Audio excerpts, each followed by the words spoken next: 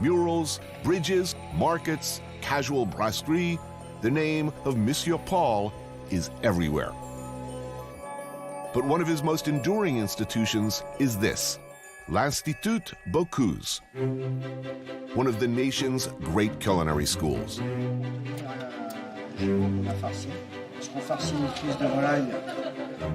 Now, just to give you an idea of the standards here, the kind of traditional dishes, baseline, old-school fundamentals you're expected to master before you move on to becoming a creative genius all your own, meet these guys. Mathieu Vianney, Joseph Viola, and the Institute's top dog, Alain Le Cossec, chefs and MOFs all, otherwise known as muffs. Pretty much pay your flight home, private. Master chefs. Every 4 years, they have this MOF competition. MOF is... Meilleur ouvrier de France. The master craftsmen of France. There's about 30 disciplines of craftsmen where you can acquire the MOF. See that red, white, and blue around their necks? That means they made it through the brutally, unreasonably rigorous competition that pits hundreds of top chefs against each other, where only a handful survive. So basically 4 or 5 every 4 years. Certified by the highest in the land as being at the very top of their professions. Muff challenges often include ultra old-school classics not unlike the one we're making today. Poularde en vessie. Thick slices of black truffle are slipped under the skin of a chicken from Bresse, the Rolls-Royce of chickens. It's then tied, slipped inside a pig's bladder, and steamed in court bouillon until tender. The idea is to concentrate the flavor of the truffle inside the bladder. The dish they choose, it's always in reference to a chef of the past. And this was a dish that Mère Brasier was doing. The at times brutal world of the Michelin star kitchen looks much of the time like a boys' club. But where did they come from? If we track back a bit to where it all began for Lyon and for many of the chefs whose names we now know and look up to, it all goes back to here. La Mère Brasier, the godmother, the original master, teacher, chef, force. 2 restaurants with 3 Michelin stars, an achievement no one, male or female, had ever attained. And for many years, Lyon's most famous chef. Her influence runs right through every kitchen that's come since, and her graduates carry on her recipes and her traditions. This was one of hers, a signature. For the next hour, you keep putting hot bouillon like this. The most miserable thing is when the bladder explodes. It's never a good thing when a bladder explodes. As the chicken cooks, the bladder starts to really expand. You have to talk to your bladder. I do all the time, believe me. Please hold up, please hold up. We're not here. People are looking. Wait till you get in between cars. A rather luxurious sauce of much more black truffle and generous amounts of foie gras and triple cream. Perfect. Nice milkshake.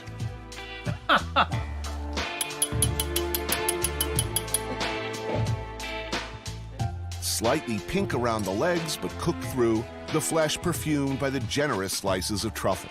Who gets to eat like this? We do. How is it, Tony? It is divine. You see the perfect balance in the sauce. If I was a chicken, that's the way I would like to end up. Even if I weren't a chicken, I'd want to go like this. Die surrounded by truffles and foie gras and fine wine. Santé et merci.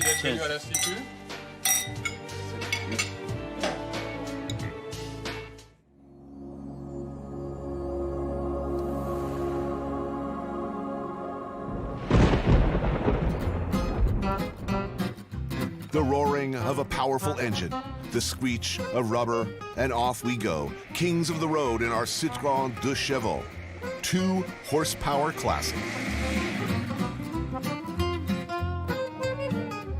No power steering, huh? No kidding. It's like a toy car. We're going back in time a bit, to the area where Danielle grew up, where life was very different from New York. Were you the misfit of the family, rebellious, or? I was quite rebellious. My parents were talking to me about the idea of taking over the farm. As the oldest son, that would have been the logical thing. Right. And But the farmer's life was not for you. No. He grew up in a true farm family. You milked the cows, tended the animals. Daniel claims he never even saw processed food until he was a teenager.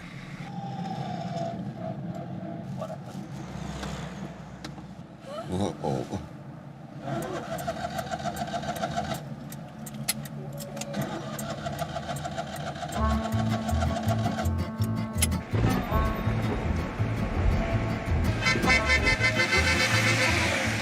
Elle a la poubelle, ta voiture. Join in the garbage, too. A brief respite by the side of the road, and some passers-by are apparently less appreciative of fine automobiles than we are. A short consultation with an automotive professional, and we're back on the road. Back, in this case, to school. This was Danielle's old elementary school in the nearby town of Saint-Pierre-de-Chandieu. I'm automatically taken back to memories of my own school days. The smell of caustic pine cleaner, chalkboards, and fear. The cruel ministrations of tiny-eyed lunch ladies slopping can loads of prison chow into steam tables. Chipped beef, tuna noodle surprise, and powdered mashed potatoes that haunt my sense memories still.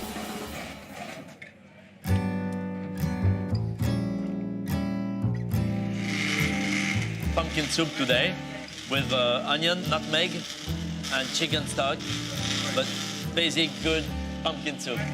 This is Marie, head chef, cook, host, and server for 320 hungry and very discriminating French school children ages 3 to 12. On the menu prix fixe today, a pumpkin soup, a fresh blanquette de poisson with white wine, vanilla, and shallot, served with homemade couscous, and a sauce supreme.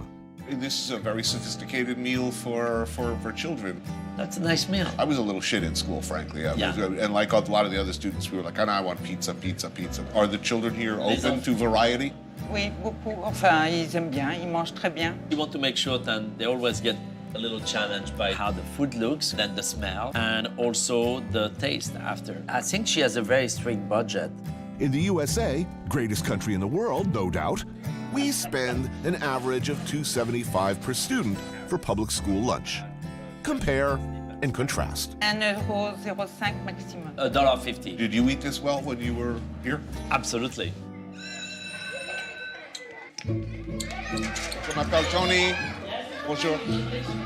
Bonjour. Bonjour, Daniel. Ça va? The kids attack their food like hungry trenchermen, wiping out 3 servings in the time it takes me to eat 1. I guess they like it.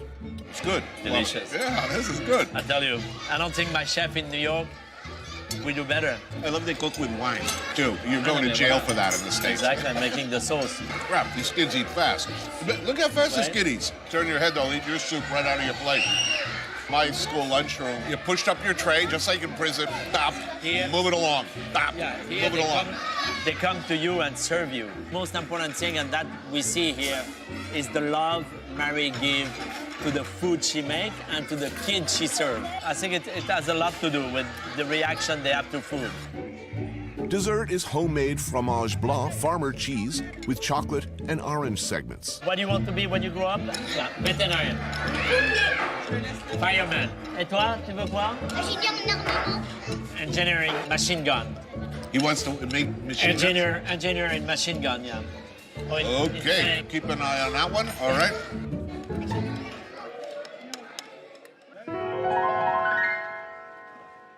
For a dope fiend, feeding the monkey means finding and sticking with heroin. For one poor guy, it's this: French food, in particular, Lyonnais food. The cautionary tale of Bill Buford. Writer, editor, literary lion with a perfectly good job as fiction editor at the prestigious New Yorker magazine. At the undignified age of 53, he pretty much pulled up stakes, put his whole past life on hold, and defected to France to learn how to cook. What happened to you anyway, Buford? You used to have a good job. You hang out a couple of nights with Batali, and then next thing you know, you're living in France. It's true. And cooking. I discovered a whole world that the rest of the world didn't seem to know about. It's just a very compressed, intense, lifelong learned expertise and knowledge of food. It's not the Food Network, and it's not glossy magazines, and it's not something you get from reading a recipe book. It's something you get by just going deep. And I was afraid of France because I knew if I took on the subject of French food, I'd have to go really deep. So we went, and we thought we'd stay for 6 months, and we stayed for 5 years. We meet at Bouchon Comptoir à Belle. A bouchon is a uniquely Lyonnais institution, a casual, laid-back kind of a pub/bistro with a limited, usually old-school menu and always an unpretentious vibe. People come here to unwind, to relax, and to eat with abandon. So you say outright recently in one of your published works that Lyon is better than Paris. Lyon is a dark, tragic, beautiful, well-eating city, and everybody here knows that they have a really good life, and they don't give a flying fig if anybody else knows about it. They don't actually want visitors. If you were to pick one iconic dish to represent the Bouchon Lyonnais, it would have to be the quenelle brochet, a not particularly fabulous river fish, pike, folded into a light dough like pâte choux until fluffy and airy but still rich, adrift in a rich, creamy, almost bisque-like Nantua sauce made with crayfish, creme fraiche, white wine, and a splash of brandy. Pretty amazing for really one of the world's less wonderful fish. It's kind of a nice mix of France and Italy. Cheers. Cheers, Guys. gentlemen. Good to see you. What a treat to meet together in Lyon.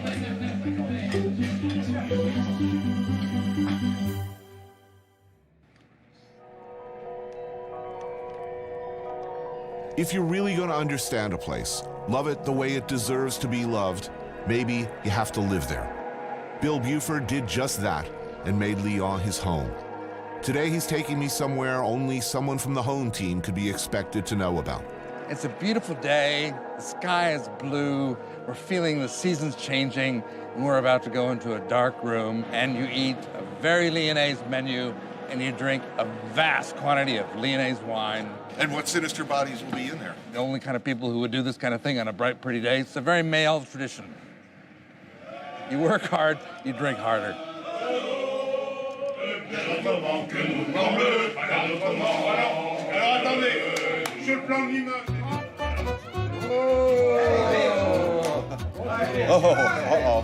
Don't be afraid. Don't be afraid.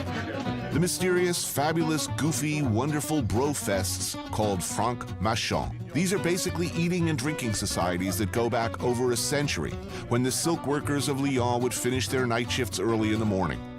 Hungry and looking to get, shall we say, completely hammered, they'd take over a bouchon, stuff their faces like heroes, blow off the proverbial steam in decidedly French fashion. Which is to say, no freaking Italian nachos or mozzarella sticks for these boys. Hell no. How often do you do this? 8 times a year. It's a very Lyonnais thing, societies, some secret, all of them sort of like special memberships. There must be like 50 of these things that I know about. Remember if you're invited to be a member and remain a member for the rest of your life. The food is invariably deliciously dinosauric, and heavy yet always glorious classics like blanquette de veau, the slow, slowly stewed neck and shoulder pieces of veal with mushrooms served over rice. Hunks of bread and wine, local Beaujolais of course, and lots of it. Santé. Santé. Santé. Santé. No woman. That's all. No politics, no religion. And it works. For 50 years. Yes. Do women have Machon, their own organizations? Yes. There are. So somewhere on the other side of town, there were a lot of women sitting around drinking wine, eating blanquette, and bitching about the men. Uh-oh. And then there will be, yes, singing, and no doubt the telling of lusty jokes, followed by serious official business.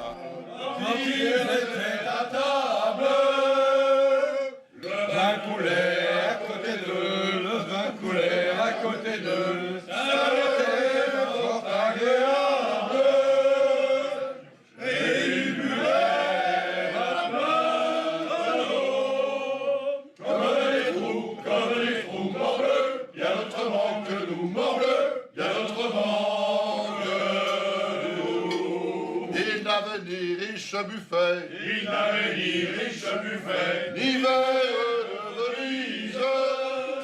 il buvait un tonneau. Comme les trous, morbleu, bien notre manque nous. Alongside, and some say above the names of the other culinary giants in and around Lyon, is the name Trois Gros. Started by the visionary brothers Jean and Pierre, Maison Trois Gros received 3 Michelin stars in 1968 and sparked a dynasty of culinary excellence that continues today with Pierre's son Michel and his son César. My dream was always to put Maison Trois Gros on my resume. It's my first day chez Trois Gros. Anthony, bonjour.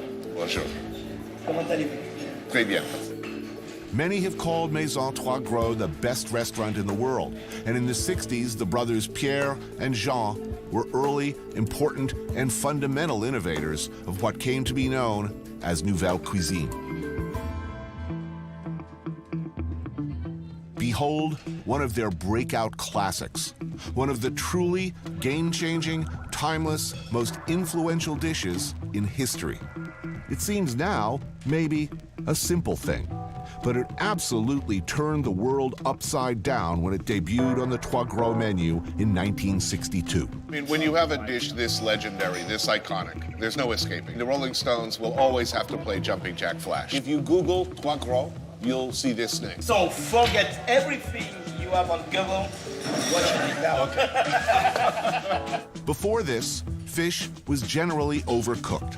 It was served alongside elaborate garnishes, starches, vegetables.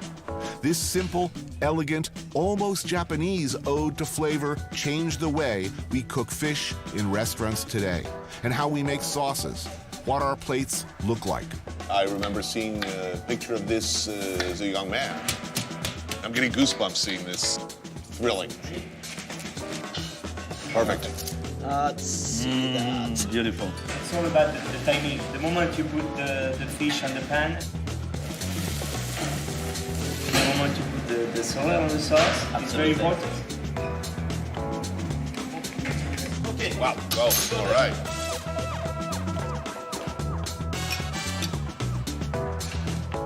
Then, from now to you in the dining room, it take about 1 minute. Right. So, 1 minute is the time to have it perfect.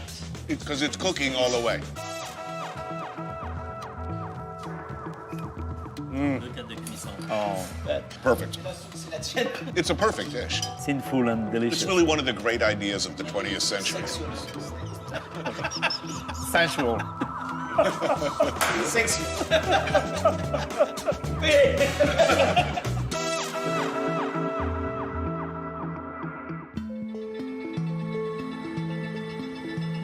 When in Lyon, one can't help but see a line from there, from the rustic dishes of the farm in the Bouchon, to here, the classics of the great tables of Europe. All roads lead here. A major trunk of the tree that goes back to Carême and beyond. Monsieur Paul Bocuse.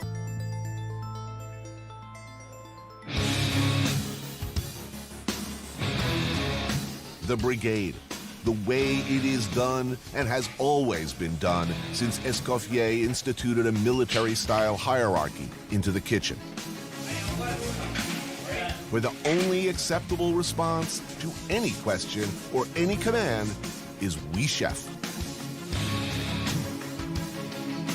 This is the Special Forces, the SAS of cooking. And these cooks live to avoid, under any circumstances, disappointing their comrades, the hierarchy, or Monsieur Paul. Danielle worked here, and so have many, many who have gone on to run their own celebrated kitchens. Hello, comment ça va? Vous allez bien? In the 70s, as a young wannabe cook, I managed to lay hands on a French copy of Paul Bocuse's classic cookbook, La Cuisine de Marché. And I gaped with wonder at the photos, struggled to translate the descriptions of dishes so fantastic I was quite sure I'd never, ever in my life cook, much less eat. Voilà, monsieur le miel.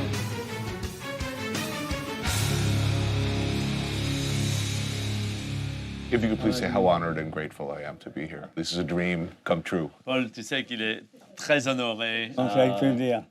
Over the years, how many great chefs have come through this restaurant and gone on to open great restaurants? Beaucoup. Ouais. Je sais pas, mais pas mal. Ce qui est formidable, il y en a un peu dans le monde entier.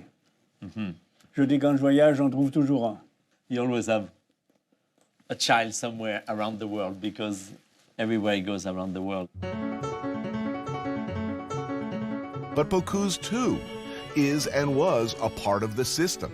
He came up with his own cruel and terrifying masters, and their faces are here. L'histoire pour Paul, ses inspirations et Fernand Point, the towering and intimidating figure behind La Pyramide.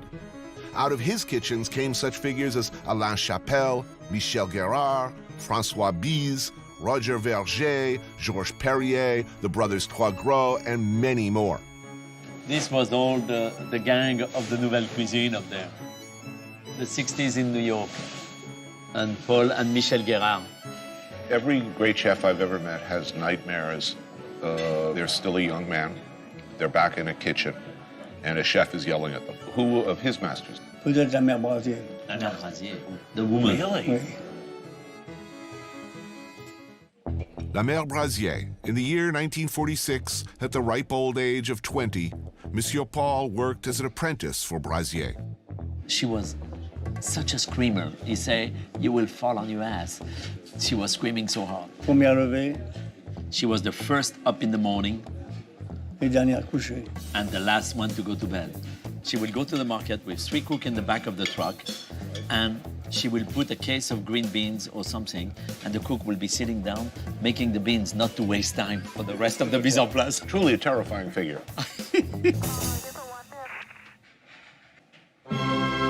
Truffle soup Élysée. I can't tell you how many hours I stared at photos of this dish, how pathetically I tried to replicate it. Never, ever did I think I'd get to try it, much less like this. Loup en croûte feuilletée avec sauce choron. Sea bass with a tomato béarnaise sauce baked in a meticulously crafted millefeuille crust. This is a great moment. Ils ont que 3 caméras. Yeah, you only have 3 cameras? Or... The fish is filled with a delicate lobster mousse, chervil, and tarragon, then wrapped carefully in pastry. Notice, please, the careful and expert tableside carving and service. Nous, ça fait 50 ans qu'on fait les mêmes plats. He has been making the same thing for 50 years. Paul has an amazing respect for classic. A pot au feu, the peasant classic. Tony, get closer. You were totally sending me every one of those pictures, by the way. Wow, look at that. This style of dish goes back long before cameras, but it's perfect. Is there a more perfect assortment of colors and textures? In this one, a somewhat more luxurious version.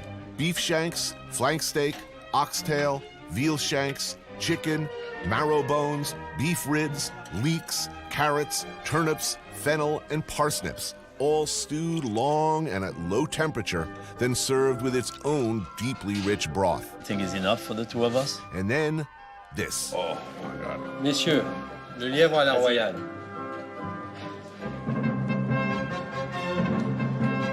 As if the chef had been listening to my deepest, darkest secret yearnings. The legendary lièvre à la royale, an almost completely disappeared, incredibly difficult preparation of wild hare. The animal is first slowly cooked, then coated by a sauce of its own minced heart, liver, and lungs that has been thickened with its own blood. After more than 6 hours of preparation, the hare is served as the chef prefers, whole on the bone. The rich, glorious sauce finished with truffles and chartreuse, napped over and over until it coats like richest chocolate. Absolutely the lost ark of the covenant of cuisine ancienne. Everything great about cooking is encapsulated in this dish. We will continue all over the world to make cuisine of Paul many generations to come. Forever. I will never eat like this again in my life. Chef, merci. J'étais très heureux de vous recevoir. The meal of my life. Today, I was treated to the greatest hits of a glorious and fabled career. For the first and probably the last time, I sat next to the great man himself, and Danielle and I were served a menu that chefs will look back on in 100 years and smile at appreciatively, sentimentally, respectfully.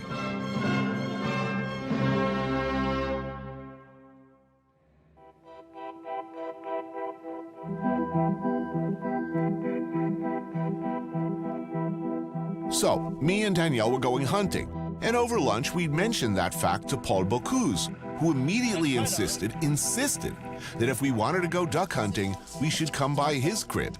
And so we find ourselves in the morning mist of Les Dombes, a rural area about a half hour outside Lyon.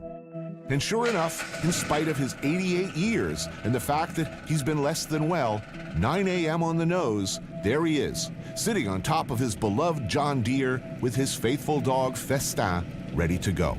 Nice, fresh morning. Like. Yeah, I was just thinking. The smell is beautiful. That dog is happy.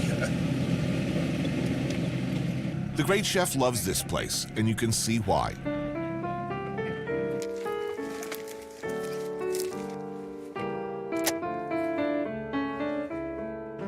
Monsieur Paul can't safely hunt, but he's happy to charge around flushing birds for us.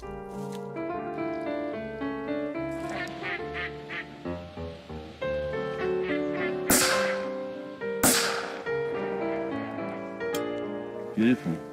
Yeah, it is beautiful. I could do this all day.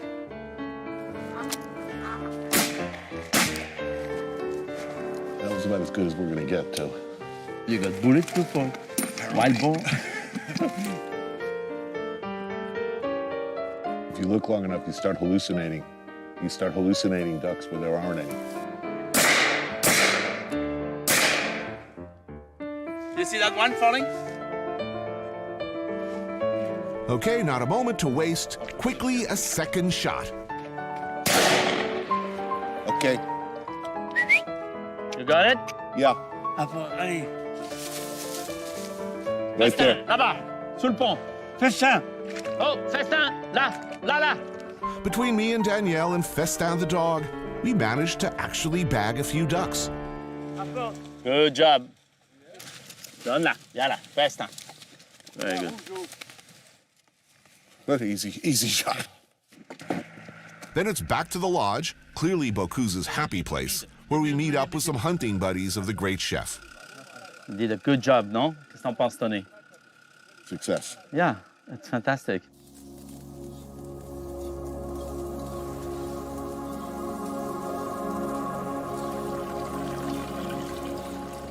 Is this the hunting lodge, the weekend getaway, hang out with the guys? That's where you come every day, almost. Hein? Tu viens pratiquement ici tous les jours. Un peu moins maintenant, mais autrement tout le temps. Yeah, a little Il y a bit less. toujours, on piège beaucoup. Look the picture behind. You see?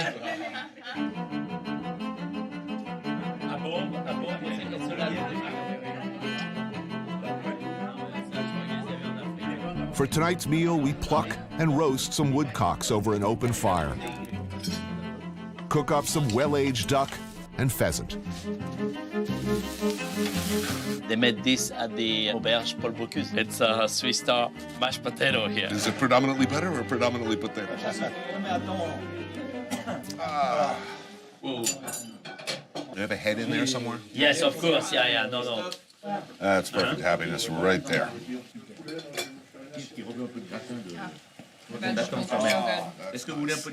My father used to say, I am a man of simple needs. And I noticed that the chef is a nice fire, some birds. We can spend the whole week with Paul, and we'll be hunting, we'll be cooking, we'll be eating, drinking, and talking, and that's beautiful. Ah ouais, en plus. Life is good.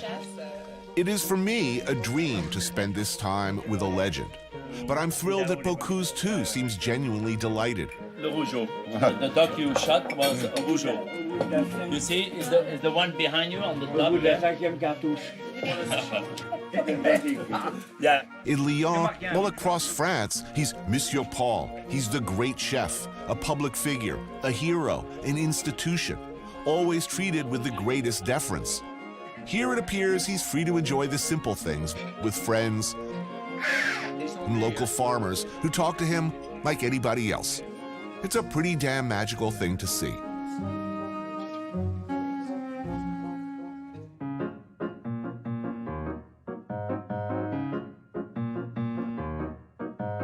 La lumière bleue des magasins. Daniel may be a 3-star Michelin chef, but like so many of his predecessors, he's basically a farm boy at heart. He grew up milking cows and doing farm work here on his family's spread. There is, it turns out, something of a restaurant tradition to build on. The house on his farm was once a small cafe as well, operated first by his grandparents and great-grandparents. The famous Café Boulou, it turns out, was not the first place to bear that name. They kept it about 80 years or 100 years, and then they closed it. Voilà. 5 minutes, et parfait. No. Meeting Daniel's dad, one begins to understand the roots of his perfectionism. Bien calculé, hein? Très bien calculé. His mom, dad, wife Catherine, and Danielle collaborate Attends. Oui. with some debate Il y a mais un petit peu au milieu encore. on a super old-school farmhouse classic. The sort of thing that good times, bad times, a family could make with stuff that's always readily available on the farm. Check this out. It's a hollowed-out pumpkin layered with toasted hunks of stale country bread, which Monsieur Boulou Sr. bakes himself.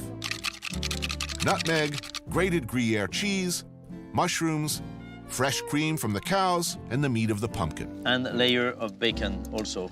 Homemade pancetta. Very good. Oh man, it's heavy. Ça, repasser. Oui, voilà. Attention, pas de salir. We made it. Is he concerned that the pumpkin's going to try to get out? Daniel's dad could be something of a Gallic MacGyver. You don't waste stuff around here, and he's a bit of an inventor anyway. How much would you pay for a machine like this? Look at this. An old washing machine turned still. What the hell is that? Regarde, une fois que c'est commencé, ça va. So underneath we have the grap, but to seal it so there is no air coming in, there's cement on top. It's not distilled yet, it's just fermented. Leftover grape solids from the winemaking process usually used to make liquor like grappa. Today, a different use. If we can get it out of here. Why did you put so much cement on it? L'odeur. This is funky. Super. We'll be using this delightfully funky stuff to flavor the steam that cooks the vegetables and the sabodé sausages from Monsieur Renan inside the still.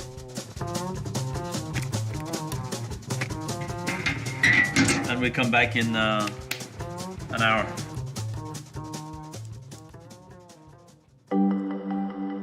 At dusk, we settle for dinner. Oh la la! Oh, look at that. Here is the pumpkin. Incredible. Look at that. Wow. The pumpkin is amazing.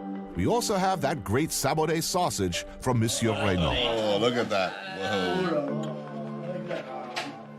Cabbage and potatoes, all steamed in the still. The flavor you get from the fermented grape, awesome. Yeah, it's awesome, huh? But good.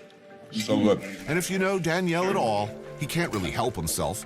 He's popping up and down, serving everybody, making sure everything's just right. And sitting here with his family in the house he grew up in, you can see where it all comes from. Madame and Monsieur, their son, he's now gigantic international success. When he was a young man at 14 sneezing in the field, did they ever anticipate this? Du tout, non. No? No early indications of greatness? But I mean, there is a line, isn't there, from the farm and haute cuisine. They all reflect the region, hopefully. Yeah. But in the best case, they're interdependent. They come from each other. In fact, Who cooks in the great restaurants? Well, farm boys, basically. Yeah. That's who always cook. My deepest thanks to your mother and your father. Thank you. Merci. Next time, my father make you drive the tractor.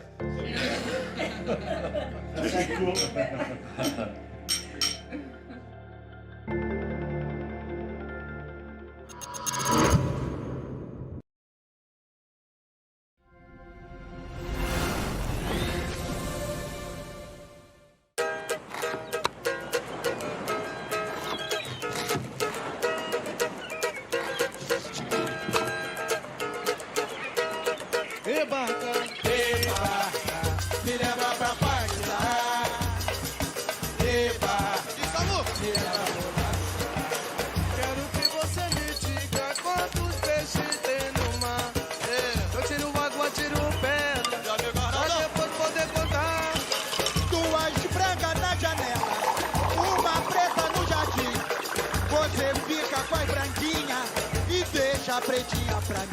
Eba, eba, me leva pra paquerar, eu quero ver. Eba, me leva pra paquerar. I took a walk through this beautiful world.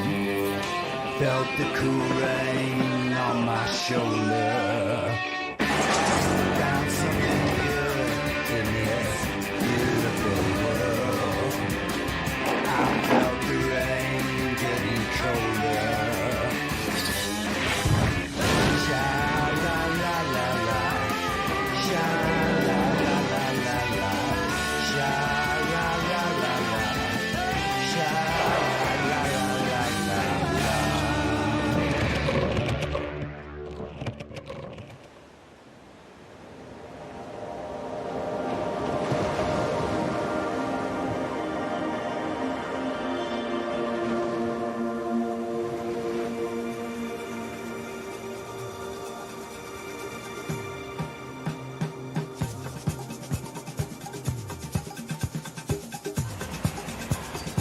In Bahia, you find yourself in the heart of Brazil, where the magic comes from. If you want to get there, just follow the sound of the drums. This is Salvador da Bahia, city of 3 million people, first capital of Brazil, the wellspring for everything African and spicy, where things seem to just sway and move constantly. It's a place where everybody is sexy, where even the ugly people are hot. Unsurprisingly, this is where artists come from. African spiritualism, occult magic, candomblé, capoeira. Caipirinha. And caipirinhas. Did I mention caipirinhas? They do those here too. I like them. I like them a lot. What's magical about this cocktail is the first taste, it's like, I don't know, man. It's a little too something. And then like that second sip, it's like, oh, that's kind of good. Then the third sip, it's, where are my pants? Fortunately, food in these parts tends to be, shall we say, hearty. For instance, a delightful meal of fried meat with plenty of absorbent starch product like farofa, the perfect accompaniment to many, many caipirinhas. Oh, excellent. Obrigado. Now we're talking. It's a tough town for vegetarians. Oh, chorizo, good. And I'll have 6 more of these, please. People are staring at me and say, look at that. The heave and hump of an American, how much he's eating. Just line him up, my friend. Thank you. Obrigado. Yeah.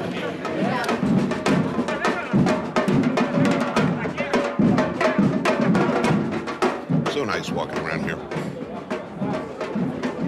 The audio component's really amazing. There's always drums somewhere.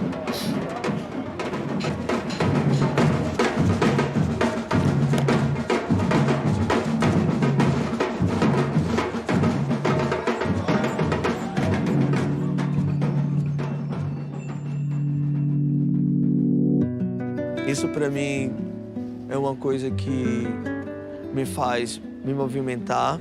Eu gosto de encontrar lugares, descobrir pessoas, descobrir histórias, descobrir tudo que está acontecendo dentro da cidade. E é isso. Eu vivo isso o tempo todo. Welcome to Salvador, my friend. Good to be here again. Yeah. Oh, yeah? Love it here. Wow, please, one cup for you, man. Oh, come on, Joe. Welcome to Salvador, right? Thank you. What a good to see. This is Claudio and Marilia. It's good to have friends in a place like Salvador. In fact, you're pretty much lost without them. Saúde. Aqui na garrafa. For next stop. Yeah, right. Cool. Tuesday night in Palo. Yeah, man. And the Tuesday night is very interesting. Many people come to church first. Right. Next, going to drink around, right? Try samples, listen good music. And the corner here, man. People have to work tomorrow, right? Yeah. I guess that's Brazil, right? Yeah, it's Brazil, but you have this kind of behavior here in Pelourinho, but not in whole city. So how different is Salvador from Rio and Sao Paulo?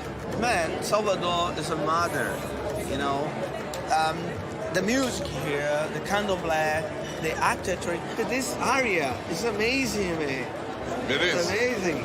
And then for eat, drink, history, memory, anything.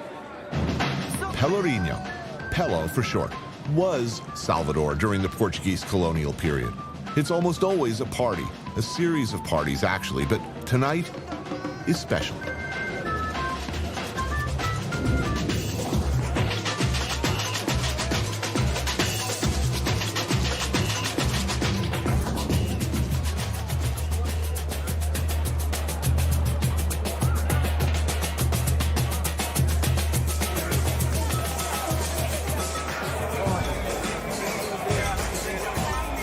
Oh, look at the smell, man.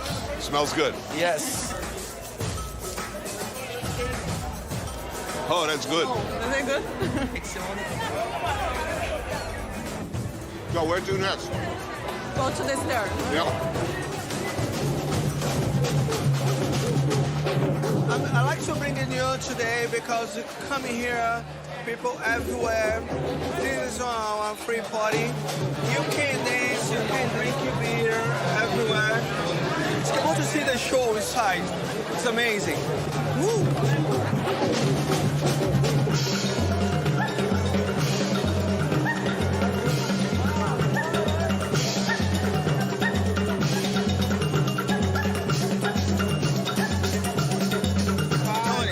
That.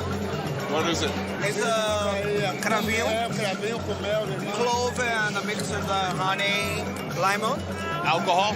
Yes. Alcohol of unknown origin dispensed from atop the head of the stranger? Oh, that's good. That's good? Mama always said that was a good idea. Viva Salvador!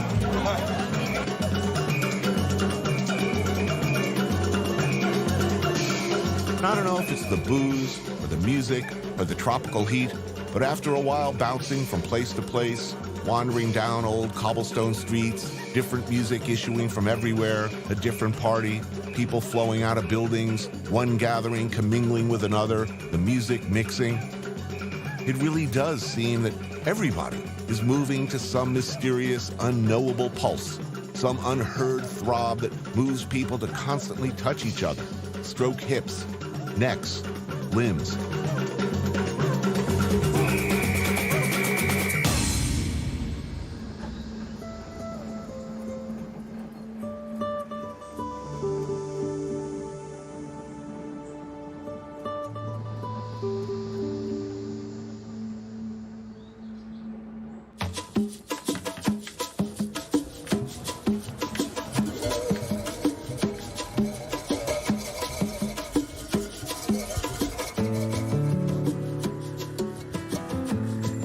It is useful to know that of over 12 million Africans dragged, ripped, and kidnapped from their homelands, nearly 5 million ended up in Brazil. 1.5 million of them in Bahia alone. Pelourinho became the locus of a vast infrastructure of plantations and the slave trade that powered them, making this city in northeastern Brazil the most opulent in the New World. Pelourinho, it's worth pointing out, gets its name from the whipping post. 100 years after slavery was outlawed in Brazil, Pelourinho had been forgotten. But of course, the neighborhood had its charms. If you were an artist, a musician, a writer, you could afford to live here. Cheap rent for longtime locals, or shiny new art galleries and hipster cafes. We know which way the current of history runs.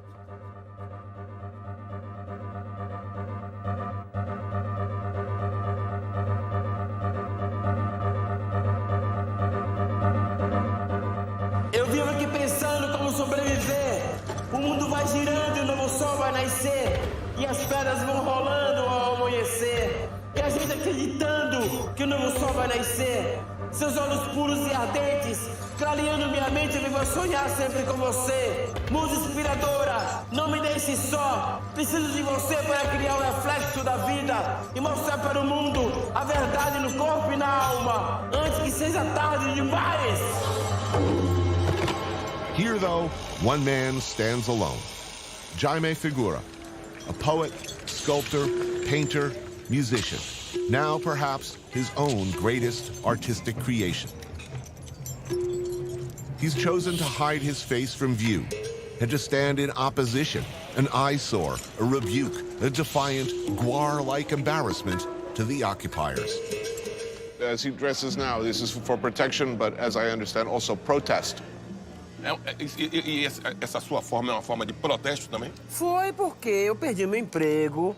Além de perder meu emprego, de ter rasgado meu paletó, roupa, porra toda, entendeu? Ainda vi uns filha da puta de lá da periferia me bater, entendeu? Me agredir, achando que eu tava errado, que eu era isso e aquilo, entendeu? Aí piorou mais a situação. Eu coloquei a máscara de ferro, entendeu? It's a kind of protest, but also protection.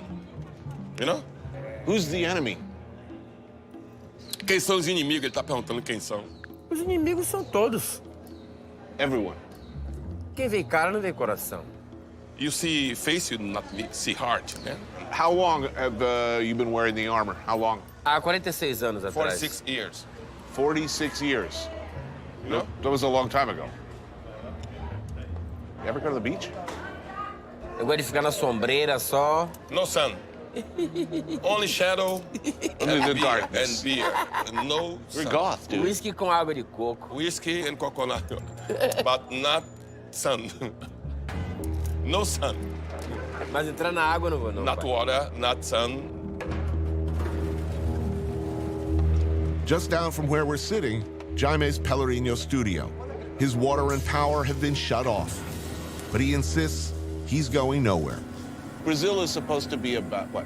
Music, dancing, sun, hot women.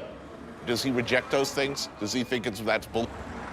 É que eu tô no país errado, tô na cidade It's errada. the wrong country, he tells. I am in the wrong country. Where would the perfect place be? A cidade do rock. The Rock City. Rock City. That's Detroit. Detroit. Detroit. Detroit, Rock City. What music inspires him? Iron Maiden. Iron Maiden, though. I think they're touring, actually. Que mais? Nirvana. Nirvana. Metallica? Beethoven. Beethoven. Metallica, Beethoven. Carlos, what do you think about all this? I think anybody who comes here recognizes immediately that this is a really uniquely extraordinary and, despite many problems, a uniquely wonderful, magical place. It's a magical place, but also for us, for me and for him. Here is a place where many people, black people, have suffered. There is still one kind of karma of this old history here, you know? So what is the real Pelourinho? Qual é o Pelourinho real?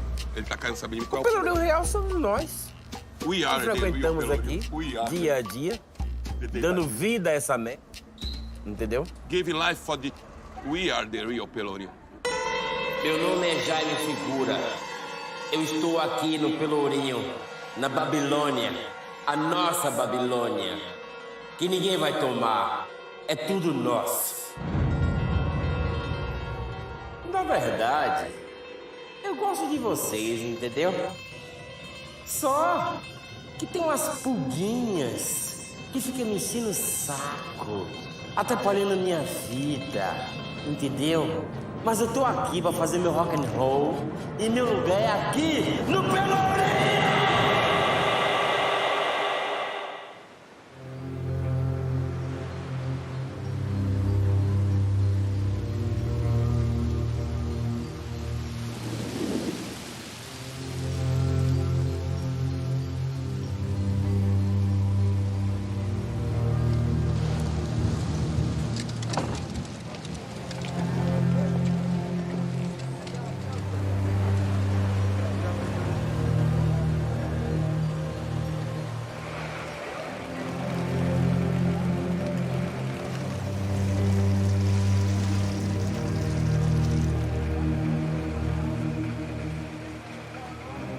I don't like pina coladas, but I like walking in the rain. I like wandering through markets as much as the next guy, but what I really like are neurotoxins. In Japan, they call it fugu. Yeah, its eyes, ovaries, and internal organs are just packed full of varying amount of toxins. And some hysterical ninnies will tell you that tetrodotoxin present in the blowfish is 1,200 times more potent than cyanide. And they'll tell you how if it's consumed, you remain conscious while your muscles gradually become paralyzed and death, like a slow-moving freight train, looms closer and closer. And whatever you do, just make sure you cut out that liver. I say, bull. So, we're eating blowfish. Yeah, it's an adventure. Like the Japanese, they like the poison stuff. I know, yeah. So do they? But they remove the liver, the skin, and all that. It's supposed to be removed properly. Right, properly, right.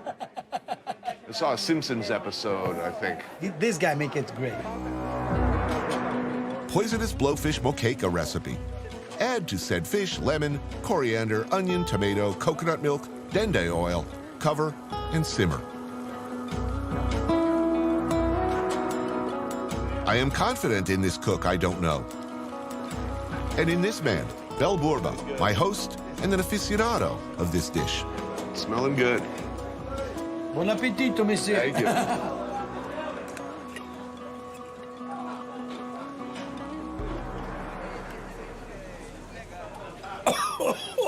There's a lot of pepper, huh? Oh, yeah, good pepper. Nice and spicy. I can't feel my legs. Is that a bad thing? Bel is an artist, after all, a very famous one. So he knows about neurotoxins. He comes from a long tradition of artists who have found inspiration in Bahia.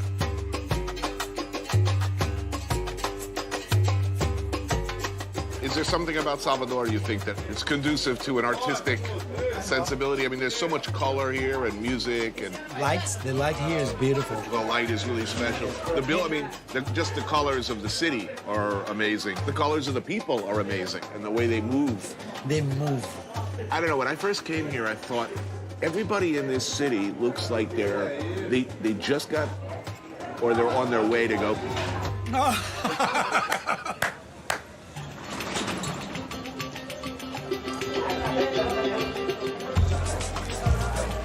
So this was the Central Market back before supermarkets. This is where everybody did their shopping, right? Oh, yes. You know what? This is the real Brazilians here. The real Bahias. Right. This place is the intestine of the city. They sell shrimps and stuff here, oil and stuff. This kind of oil we call dende, palm oil. Oh, yeah. Whatever, however you want to call it. And I love the dende oil. You know, it takes some getting used to. The first time I was here, you know, you eat it, you shit like a mink for hours afterwards. But now, no problems. I've been eating this all week, loving it. We're on your 5th time in Brazil. You're developing resistance, man. Yeah. Oh, now you're sure it's good. There you go, buddy. Hope you like spicy. He's a Brazilian cat. He's got to like spicy. Oh, muito obrigado, meu amor. A little cachaça? Yes. Told you.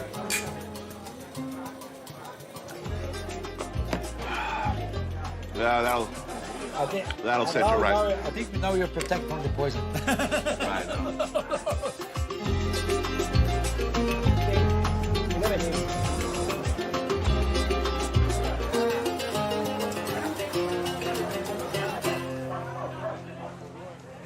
We're coming up to the World Cup, and I think a lot of people are going to be reading about crime and all of that. How do you think it's going to go, the World Cup? Disaster, or it's going to somehow work out? I think it'll be a success. It'll be a successful. You think it'll be a success? I'm sure of it. Salvador is one of the host cities for the 2014 World Cup. A huge stadium has recently been completed, but a lot of people are worried, concerned, if Brazil is ready. I've been told thousands of prostitutes are studying tourist-appropriate languages in preparation. So probably a lot of people are going to get laid, a lot of people are going to get robbed, a lot of people are going to get laid and robbed. Have you ever been here in Carnival? No. It's Well, that's the World Cup beside Carnival. And that works out, right?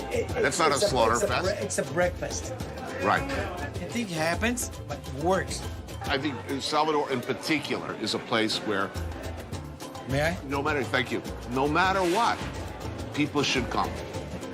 Even people who are afraid to travel, who said, oh, well, but I hear, no, you know what?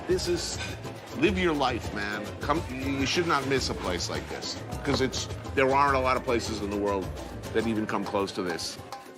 Look our food. Today, I invited you to have this dish. We're not doing that because I'm pretty sure we are not born to die. Yeah, I'm pretty sure Mr. Muffin Stuff over here is going to suddenly jump on me and start clawing my face. If the poison was active, she was dead. Right. Ooh, I didn't think of that. I shall call you Canary. We are not born for dying. No.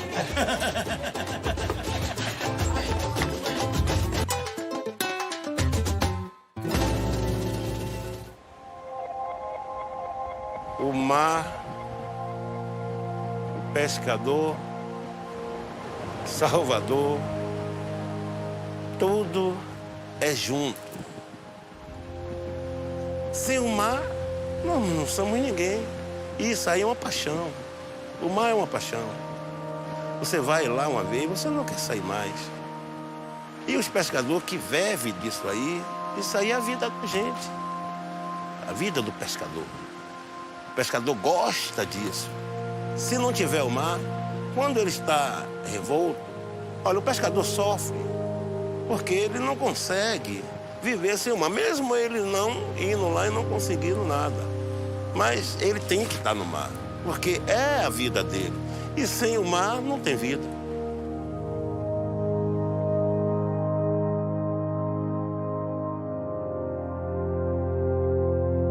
The Bay of All Saints, a vast natural harbor, allowed Salvador to prosper.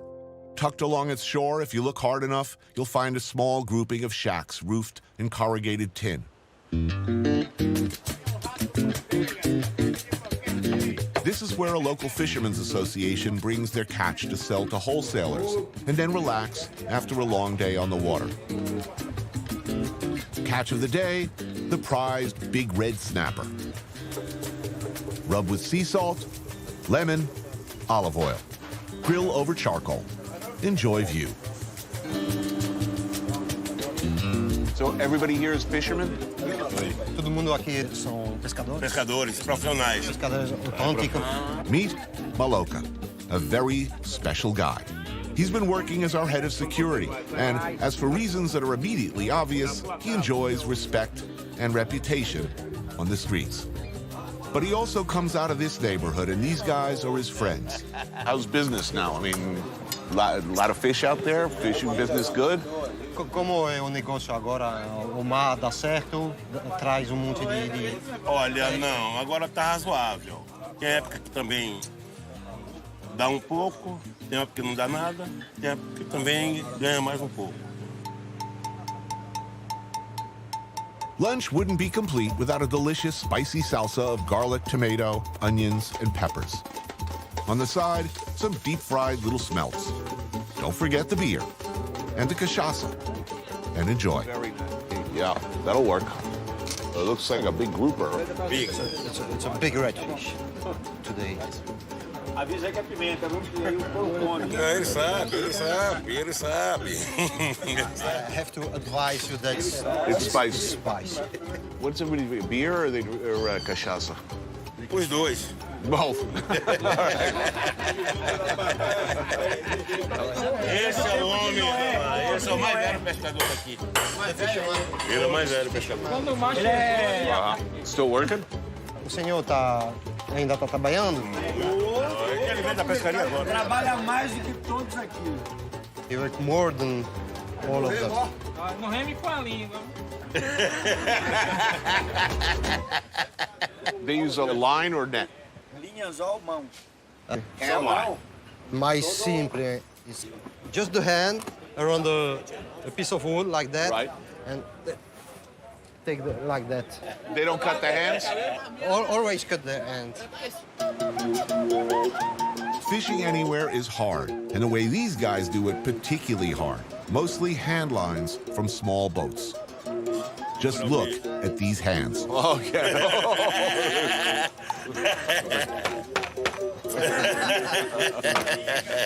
You're a hard man, literally. Você pode comer ou... Estamos esperando por isso. Dá-me um prato, por favor. Yeah, that's what I want right here. Oh yeah, jackpot. But that's, you'll pardon the expression, some good head. The fisherman loves the head. Oh, it's awesome. It's the best part for them. Ele sabe comer, viu? Sabe. What's that? Ele sabe comer. Tuna. Looking good. You can just throw him right on the barbie.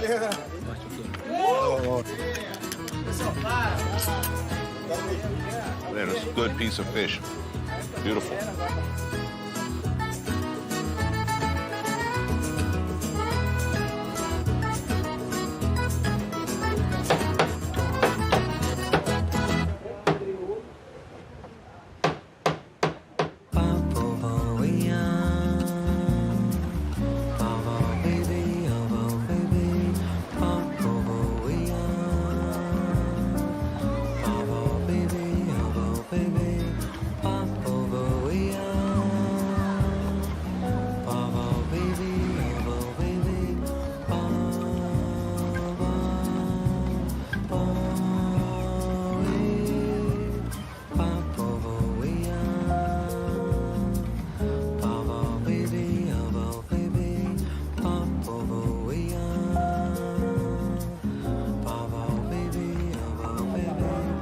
In Rio, if you're anything less than perfectly cut, you feel terrible going to the beach. You never want to go to the beach. Here, I can frolic in a Speedo and feel pretty good about myself.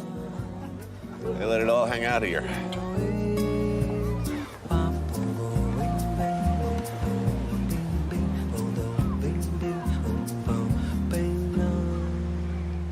Chegou a barriga, hein? Olha aqui o Jatobá, Marapuama, Viague, pra mim, o leite de camelo com pão da ilha, hein? Caipirinha? Ah, the caipirinha man. This indispensable icon of Brazilian beach culture is known to start with fresh lime. Muddle and mash with more lime juice, sugar, ice. The magic ingredient, cachaça. That's basically the distilled liquor of the sugar cane. Shaken, not stirred, and you got yourself one of the world's truly great cocktails. A utility beverage good for any time of day or any social occasion. Very satisfying.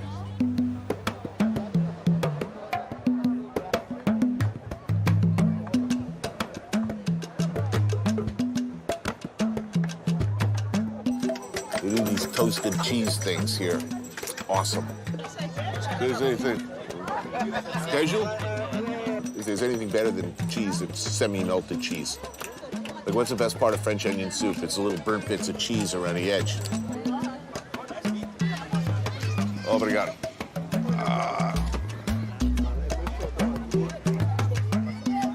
Oh, yeah. It's just as good as it looks.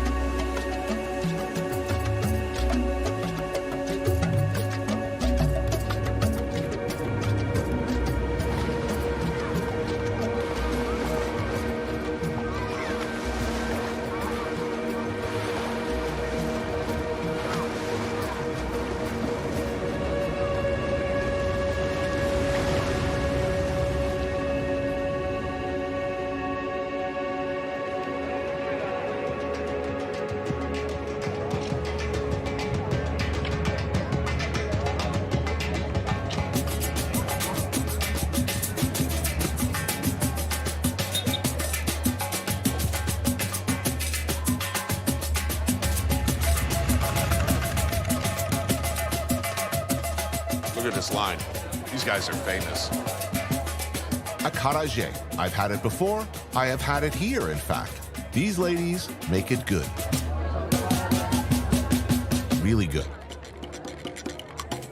The clothes go back to the newly freed slaves who now were able to practice their religion and began selling the acarajé to support the candomblé community.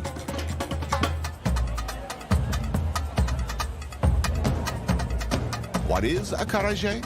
Behold, a paste, a batter, a falafel-like wad of smushed up black-eyed peas, seasoned with ground dried shrimp and onions, deep fried till crispy and golden in some chili spiked dende oil. Already, if you're a rookie, you're guaranteed some quality time on the porcelain bus real soon. On the top, you got your vatapá, which is sort of a shrimp curry paste, and your tomato salad. Your fried shrimp, your camarão frito, a must. All right, beautiful.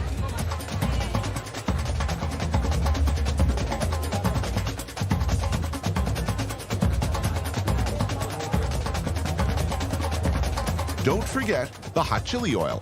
And prepare for liftoff. Really good.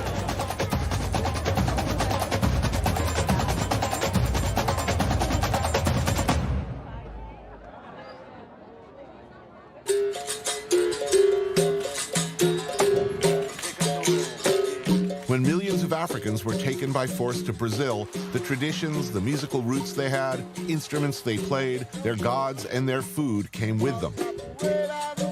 In the days of slavery, you had to hide that stuff, whether it was your religion or your self-defense skills. So, tell me about capoeira. It was a kind of martial art. But in the beginning of 19th century, capoeira became more like a game, and the music instruments were associated to the fight.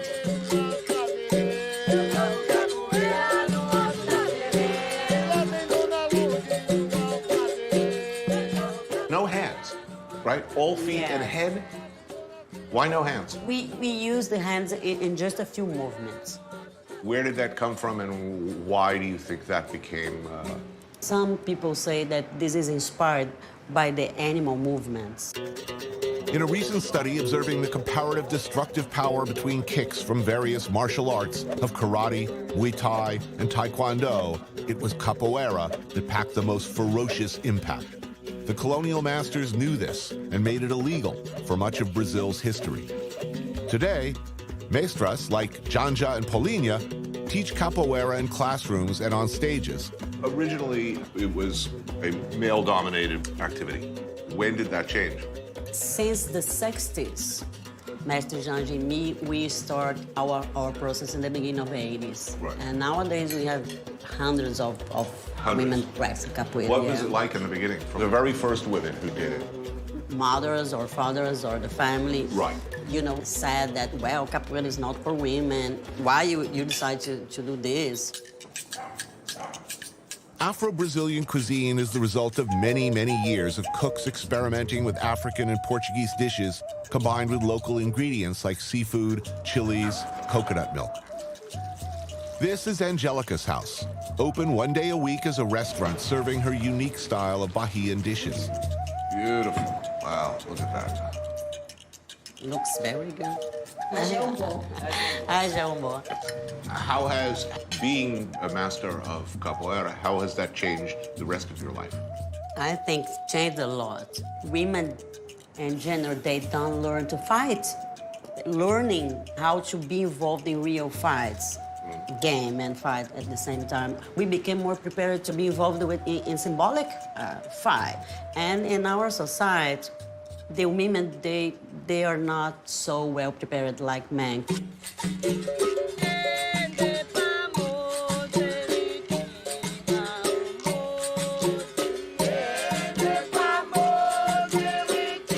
It was purely African in the beginning, and now it's Afro-Brazilian form, is that correct? All the instruments are African instruments. Right. They're singing. A lot of singing, and it's important. Yeah, yeah. And in Portuguese. But we, in our group and in Capoeira Angola, we start to include music from other African cultural traditions, including lyrics in African languages.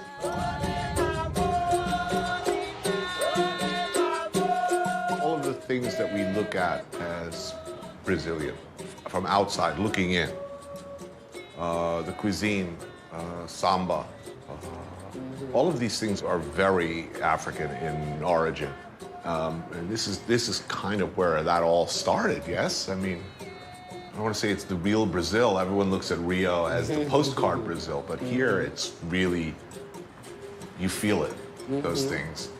It has to do with this big concentration of Africans since the beginning of the city. It's different.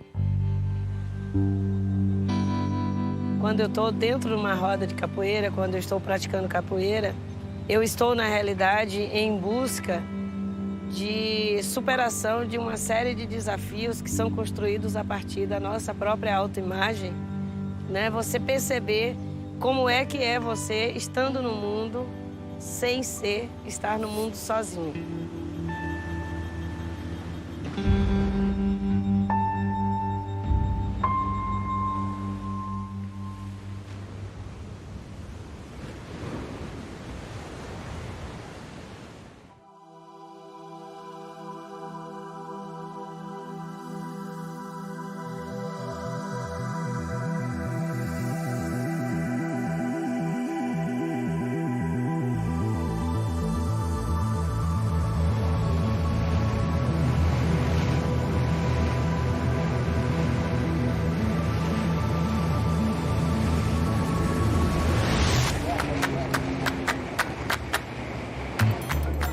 If, say, you found yourself in Brazil and had the chance to hire a boat, head for the beach with a bunch of new friends, bring along a skilled mixologist expertly trained in the fine arts of caipirinha making, why wouldn't you?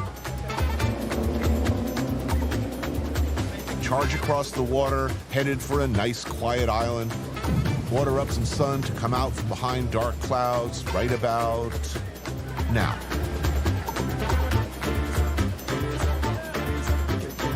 Sometimes cliches are cliches for a reason, because they're good ideas to start with, which is why people keep looking for them and doing them over and over.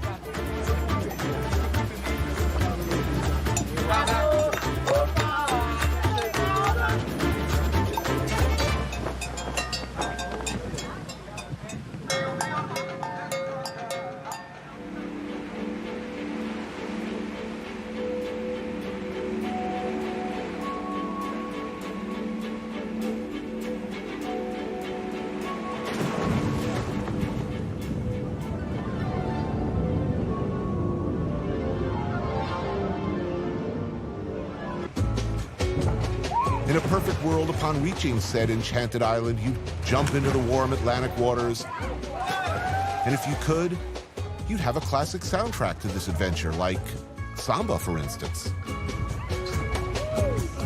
Splash around for a while, maybe enjoy a nice cold beer or two. You truly have not taken a beach until a man has set up the caipirinha station. Then you know the LZ is secure.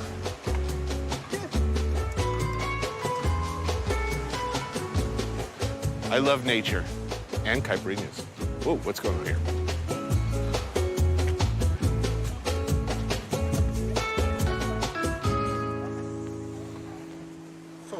Caipirinha. Your glass. Please. Sweet. This alone is an argument for the greatness of this country. And what goes great with caipirinhas on the beach? How about some barbecue?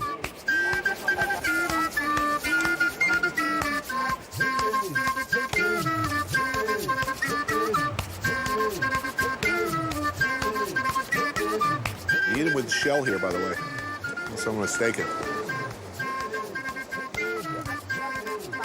Please, Morrissey, don't eat me. Look in your heart. Don't eat me. Oh, no. Oh, not my head. Oh. Ah. Well.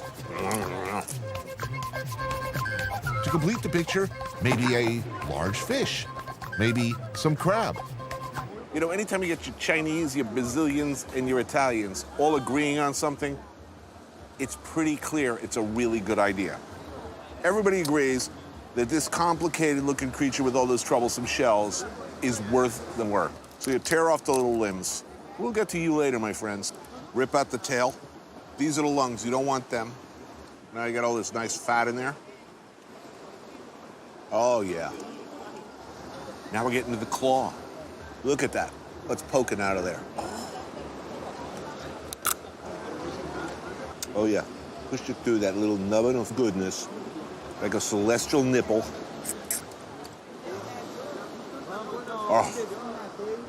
When people started demanding boneless stuff, like chicken without a bone, or crab meat without the actual crab, or lazy lobster, that was the beginning of the erosion of our society as we know it. If you're not willing to work for a payoff like this, how do you expect us to, like, fight Al-Qaeda if you can't suck the meat out of a crab? A character builder and delicious.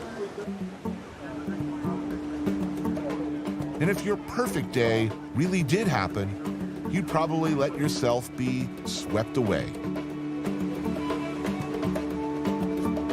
by liquor and good food and gin-clear water, while all around you, horny Brazilians casually fondle each other, get all dozy, and fall asleep.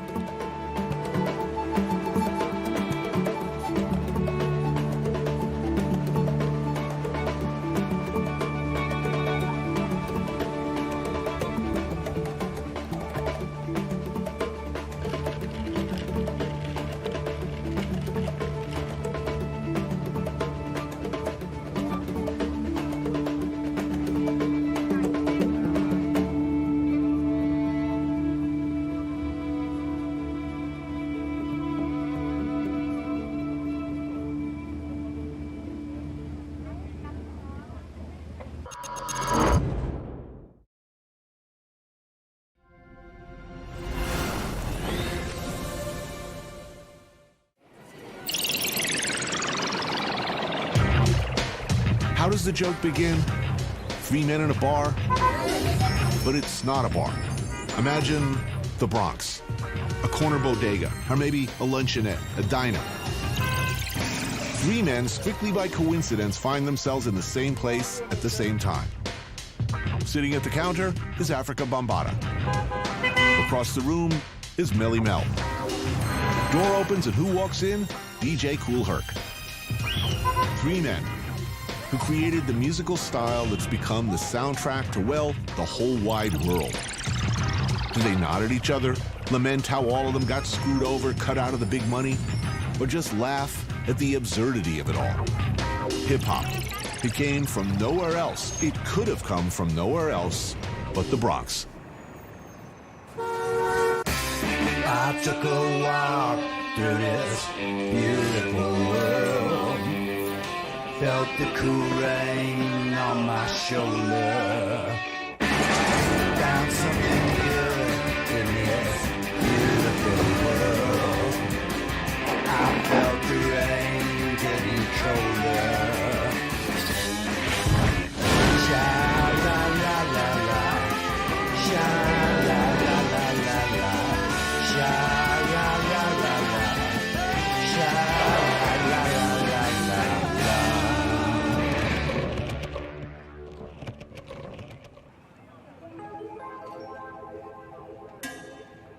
This is the Bronx. You've probably heard about it. You may even have a pretty solid image in your head of what it looks like, what it is like. Or maybe you can't picture it at all. The South Bronx sounds familiar as a bad thing, and the Bronx at one time was said to be burning, wasn't it? For the most part, the Bronx is overlooked, the never-visited borough in New York City. Which is a shame, because the Bronx is a magical place with its own energy, its own food, vibe, and rhythm. You've been to Brooklyn. Maybe it's time you took a look at the Bronx. In August of 1973, the sister of DJ Kool Herc was holding a birthday party for herself in the basement of 1520 Sedgwick Avenue. As Kool Herc was playing the music on his 2-disc turntable, he began to slow the music down, slow the record. People stood up and took notice, and they began asking him to do it again. He did it again. They asked him to do it again and again. He did it again.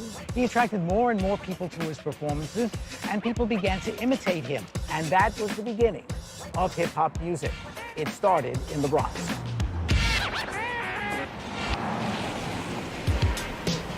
Moody's Records.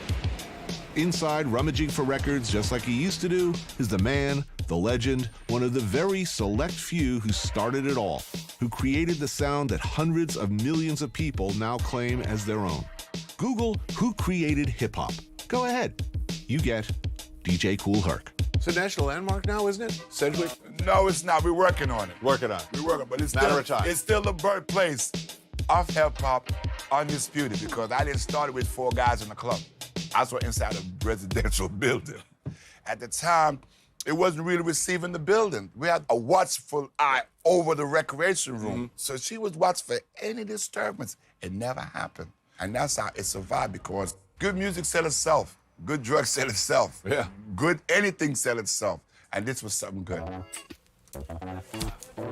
Was there a moment when you realized, whoa, this is big. This is going to be, this is going to spread way beyond my neighborhood? I never look at that. I saw the spreading, but when I see Barney Rebel and Fred Flintstone, rest up like Jam Master Jay, you know, the DMC fellas. When I see that, the sell commercial of Madison Avenue, I know it was going. It was going. It don't take a big lift.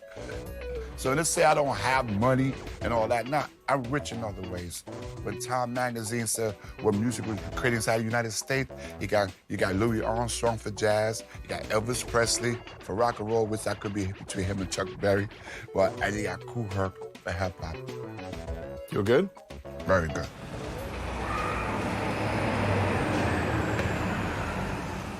Historically, from the last third of the 19th century into about 1920, the second language spoken in the Bronx was German. From about 1930 to about 1960, the second language spoken in the Bronx was Yiddish. From about 1965 onward, the second language spoken in the Bronx is Spanish, and that's the way it is today. It's got a reputation as a tough place. Crime, street gangs, a lot of which goes back to the way it was, and some of which, well, like I said, it's got a reputation as being tough. The Bronx is, let's face it, a big blank space in a lot of people's minds. Even people like me who live, 10 minutes away? We don't know anything about that big area between Yankee Stadium and the Bronx Zoo. What you should know is that the Bronx is big, really big, and that it's a patchwork of ethnic enclaves, a cross-section of the whole world. Every immigrant group you could think of.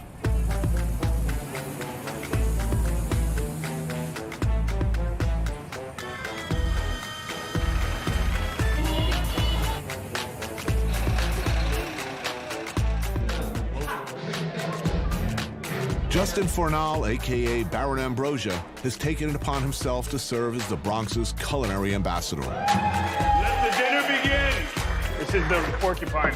An evangelist for the cause of introducing the manifold, splendiferous delights of this mighty borough to the ignorant, well, like me. No. He's got a show on the TV, and he throws parties where he serves creatures that would make Andrew Zimmern turn gray and slump unconscious to the floor. Showman, iconoclast, explorer, and gourmet.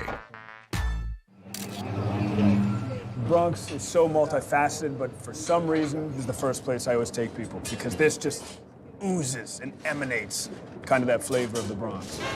And he knows what I like. Places like this. 188 Cuchifritos on 188th Street in the Grand Concourse. Old school, New York, Puerto Rican good stuff. Get within 20 feet of this place and prepare to lose your freaking mind. The cuchifrito itself is basically fried pig. The ears and the tongue chopped up and deep fried. So off-cut pig parts, deep fried? Well, deep what's fried. not to like about Right. that? The shank there? Yeah, the pernil, the shoulder. We're gonna get that in there. Oh, yeah. Big piece of chicharron, the skin just chopped up. So skin, fat. Skin and fat. Yeah. It's almost like a little meat candy bar. It's amazing. It's amazing. Some morcilla. Morcilla for sure. Always morcilla. And then what else? We need some plátano? Yeah. Puerto Rico, I missed you. The Bronx to me became the place where I could really engage my bacchanalian sensibility. You know, you could really just come here, eat, drink, wine, woman, song, and just indulge.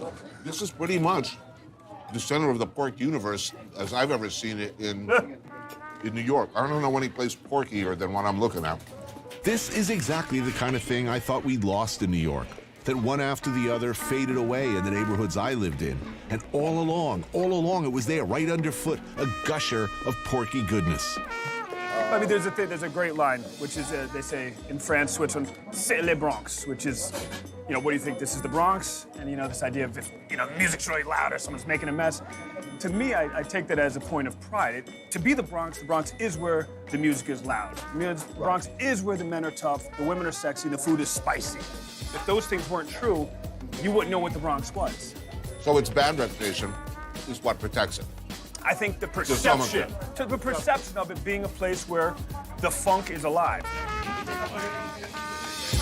An incredible spread. Yeah, man, this is great.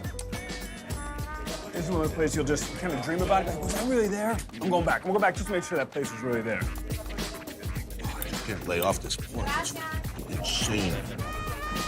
I'm actually going to get a to-go order.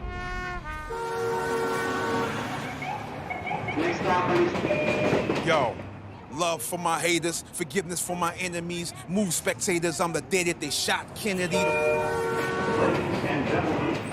I'm from the Bronx, New York, and I don't beg your pardon. I was 12 or 13 when hip-hop was starting. Just go and take a minute to listen to what these fools spit. It's pure uncut garbage. Don't touch my fader, just let me bump, feel my energy up. No logic, a bunch of false prophets pushing a poisonous product. I'm not hard to find. I'm right by the zoo, by the gorilla cage. Holla at me, baby. Ooh, ooh. Watch it.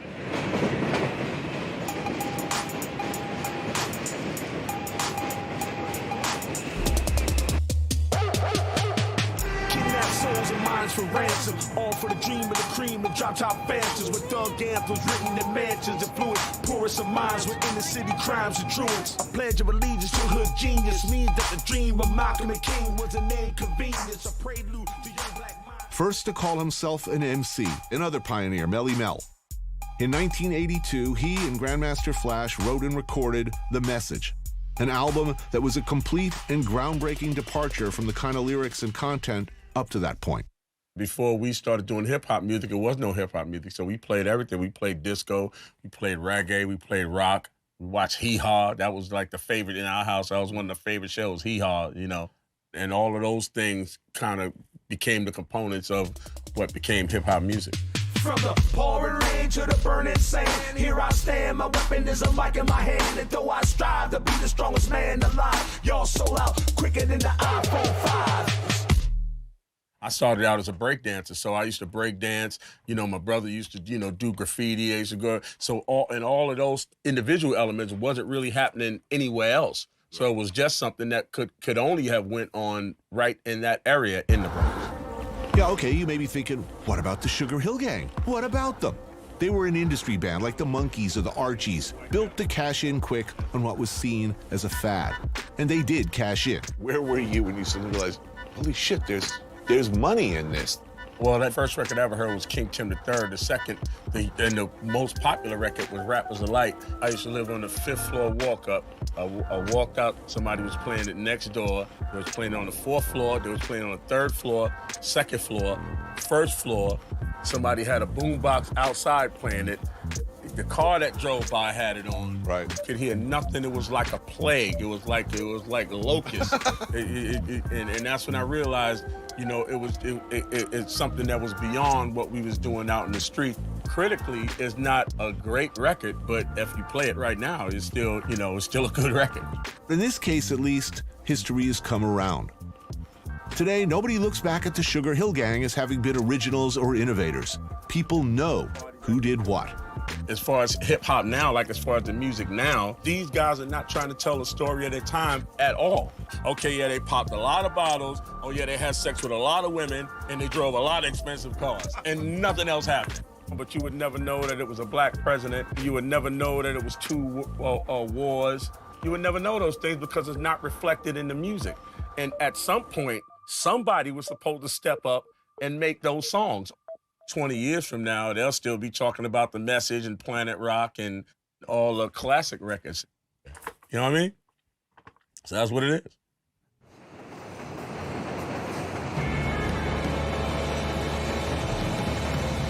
Robert Moses has been dead over 30 years now.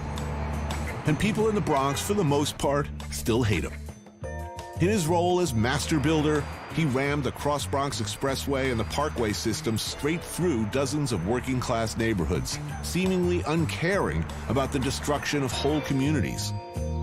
Massive housing projects conceived as utopian solutions to stacking the poor into centralized vertical ghettos were also his bright idea. He did leave some pretty impressive dam works behind, though, like the Triborough Bridge, Flushing Meadows Park, the Verrazzano Bridge. The Bronx happens to be the home of the two largest parks in New York City, Pelham Bay and Van Cortlandt. And you see stuff here you probably ain't seeing in Central Park. The Garifuna come from Honduras, Guatemala, and Belize, and they trace their ethnic group back to a single slave ship that crashed off St. Vincent and whose freed Africans then mixed with Carib Indians. Where is home for many of the Garifuna community living in the U.S.? You guessed it, the Bronx. Living in the Bronx, you're able to kind of travel the world without leaving the borough. Right. And, it's like an addiction. When you go to another country, that first day in the market, yeah, and all your dreams, and you smell the diesel, and you're just looking around like, where's that one thing I'm looking for? To be able to do that really in your own backyard is cool. We have a hudutu, that's coconut soup with fish. Mm-hmm. Over here, we had a tapo. Oh, that looks neck good. bone with banana, yuca, yautía, malanga, and coconut soup. Well, that sounds good. Yeah, I'll go for that. Some neck bones and plantains. Yeah, let's do that. So, let's put some plantain here. In Garifuna cuisine, mashed plantains come with just about every dish. Plantains are just part of it. That's part of hudutu. You would never have this without the plantains. Those like fufu. Yeah, Same, absolutely. Same method, same right hand, same principle. Same everything. There's fish and coconut soup. What kind of fish is this? Bluefish. Bluefish. Oh, awesome. I love bluefish. And some nice smoked neck bones with bananas and yuca. That's officially awesome already. Ooh, that's tasty. That's really good. An underexploited fish, one of my favorites. So, you know what I've noticed already? The Bronx is big.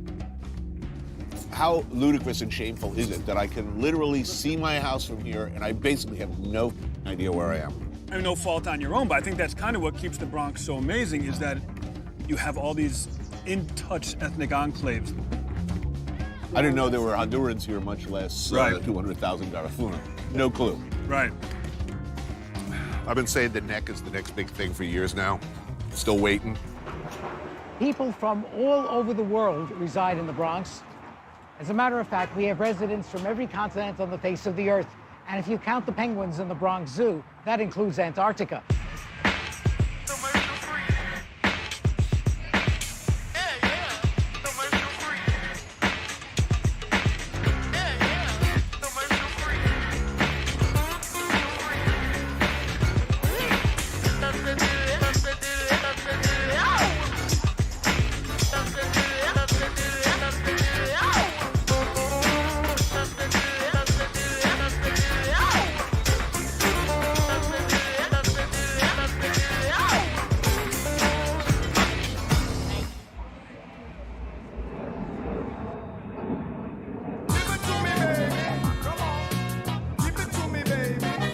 wellspring of hip-hop is right around here, a mostly Jamaican community in Bronx River in the South Bronx. Jamaicans began arriving here back in the 50s, and still today, Jamaican food, Jamaican culture, the music is all over.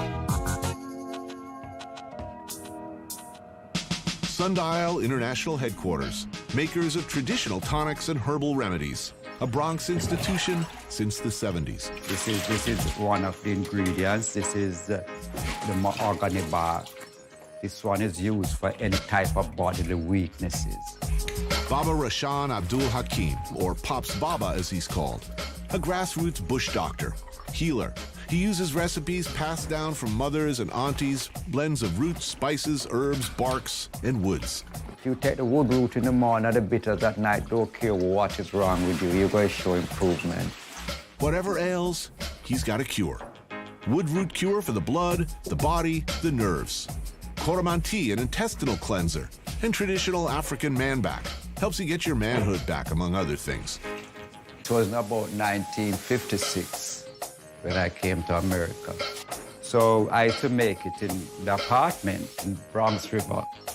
And then when I'm boiling roots, the whole project smell of this roots. They used to jive them. Hey, what your father doing in there? What kind of focus in there doing, you know what I mean? And I'd buckle it and go on the corner and I'd sell it in the Bronx. Never leave. The Bronx is the best place in America, man. I've run nowhere like the Bronx.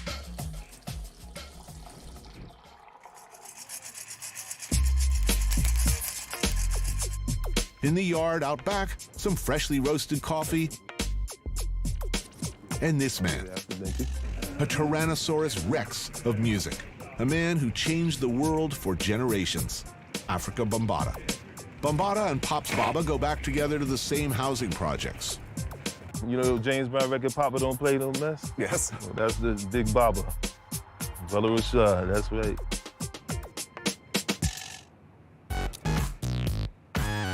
He and his associates in the Zulu Nation were absolutely instrumental in shaping what became hip-hop culture. Breakdancing, graffiti, DJing, and rap. Is the story true that you soak your records in water and you take the label off? Oh, yeah, so either we put tapes on it or we soak the label off.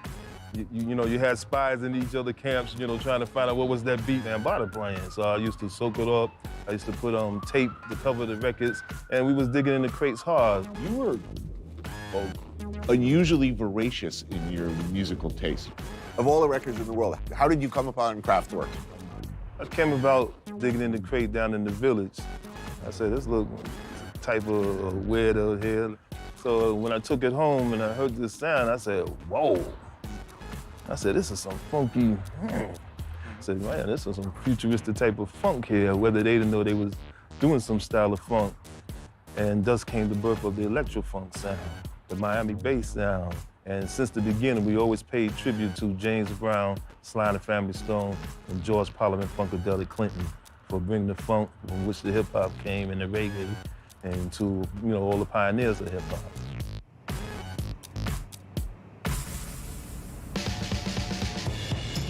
Up north a ways in West Jamaica, another working-class community where subway service is pretty limited, and yet people have to get up, go to work, and often make the long hump to another borough. Afterwards, a person could use a drink.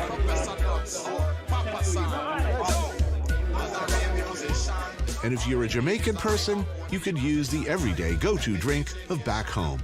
Any time of day or night, Ray and Nephew. Ray and Nephew is a very strong Jamaican white rum that we use for everything from baby fever to drinks. Here in this bar, you get it with cranberry juice, with milk, or water.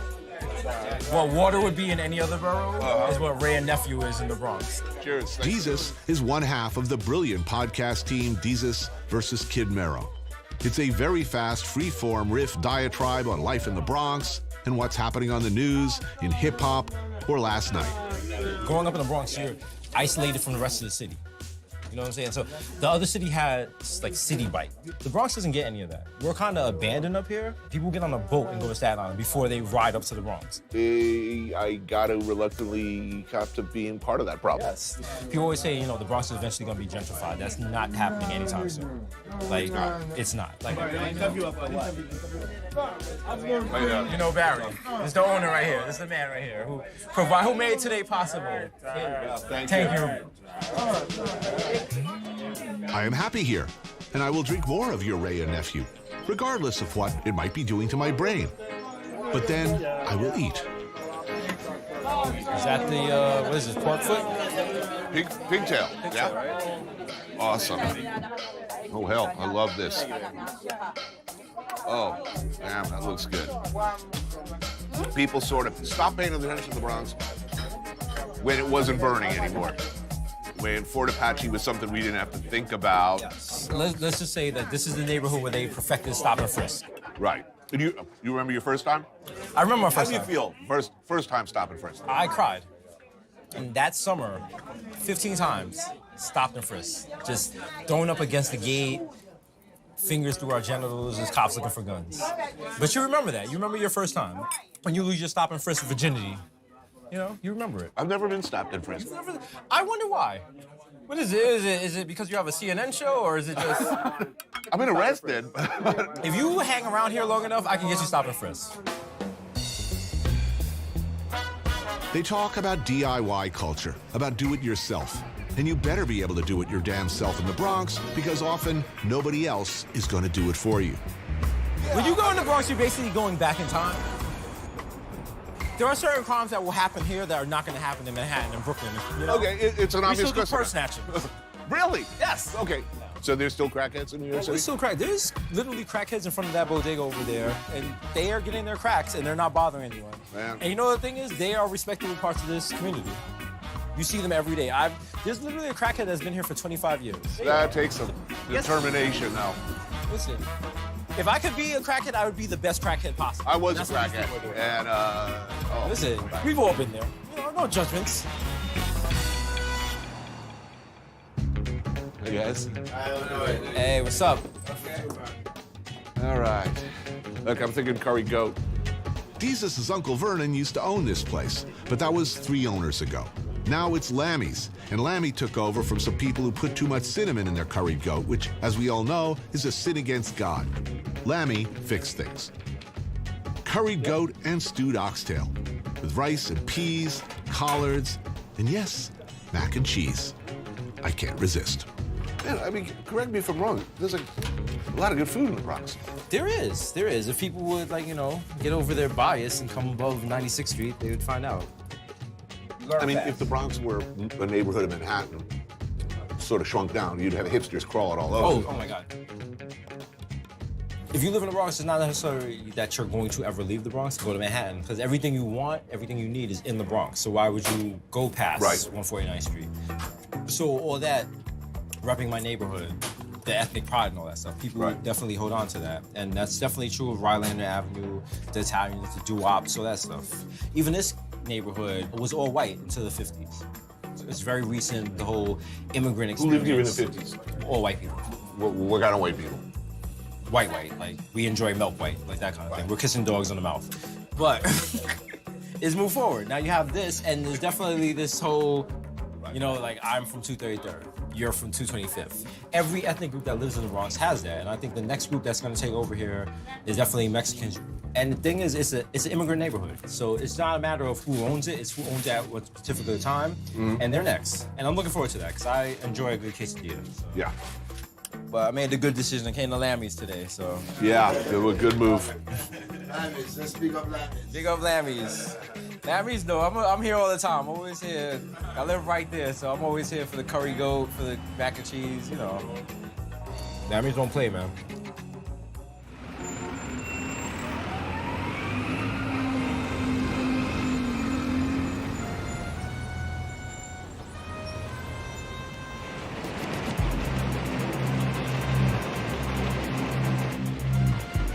The 2s and the 5s here are the greatest trains because they go from Bronx through Manhattan all the way through Brooklyn. So it's the only numbered lines that'll get 3 boroughs, you know, visibility. The Bronx, still here. Yeah, it's still here. But you know, like even that, I mean, that brings me back, Tony, that sound. Do you remember the first time you put spray paint on a wall? Yeah. When was that? Summer of '70. Back then, seemingly overnight, they were everywhere. Princes of the city. Their pieces stretching across city blocks, whole trains, ever more audacious. Some, like this man, were artists. In the late '70s, to be on a rooftop like this with a brew or whatever hanging out, we're waiting for something to come through with a cool letter, like, oh my God, look at that T. And so, you know, kids are screaming like, oh my God, look, oh my God, you know, here it comes, here it comes. And then There's mine. There's mine, there's mine. But what if you thought the train you painted, you know, was on the left side, then you kind of messed up. And oh no, it's on the right side. And no, you're not screwed. You just wait till this train goes all the way to Brooklyn and comes all the way back. This was the audience that you had in mind? Well, The audience that mattered? I think all of us spoke to each other back then. Other artists. Yeah, you know, I mean, it was just a rush of the event, and then the accolades you may or may not receive, certainly not from the public, but from your peers. Futura 2000. His style and that of a few of his colleagues spread across the globe. I miss those trains. Others, not so much. I get it. It went on until there seemed there wasn't an untagged, unmarked, unscrawled upon bit of wall or window in New York. But for a while, it was a golden time. Well, the whole point of being here Yeah. was, to me, what the Bronx was about, not just the music and the scene and coming up here to parties with the likes of Bam and Herc and, you know, everyone of that era, but it's watching trains. It's what we used to call benching. So you're watching each other's work go by. Absolutely. Art lovers. This was his museum, where he and his fellow artists would meet and exchange ideas and admire each other's work. And it's jarring coming to learn all those years later that it was really all about this, about a few seconds as their pieces rode by to be evaluated by peers. There for a moment, then gone. Like, well, all of their work from that time, long since removed or painted over. Ultimately, the legacy, you know, here's our legacy. You know, we don't have a movement anymore. The movement has been given to the world. And if you go to trains in Milan and, you know, Paris or wherever, you know, certainly not the Russian system, but, you know, if you go to some of these cities around the world, they're bombed. You know, their rail systems are destroyed. But I mean, today, if I could have a train running, That would be it would be nice. epic. And I think any artist, Picasso, any artist from any generation, if that concept was available, like, here's some public art, guys, let it run through our countryside.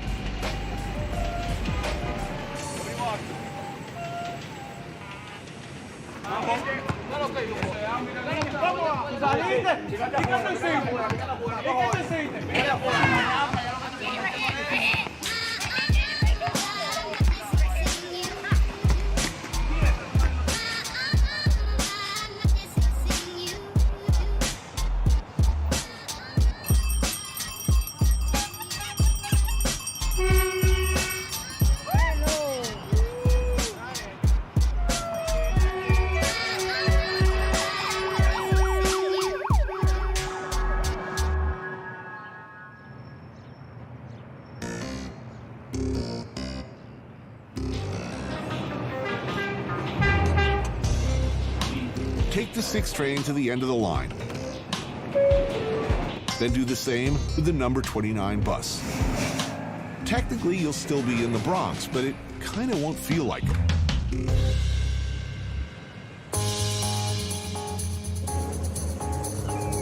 City Island is a fishing village turned what? A parking lot for pleasure boats and a long-established restaurant row for New Yorkers. Pick the perfect day to come out here. Jesus says this place, and Jesus is always right. How far from your neighborhood? By car? By car, maybe 15, 20 minutes. 20 minutes? It seems like a world away. Yeah, but it's kooky. I want to buy some nautical bric-a-brac while I'm here. This is New York City? This is Cape Cod in the Bronx. You know, many of my childhood memories are getting all excited to come out, and we get there, and they're like, oh, the beach is closed because of medical waste. It's not a day that you go in the water and come out with like a maxi pad stuck to you. I've been there.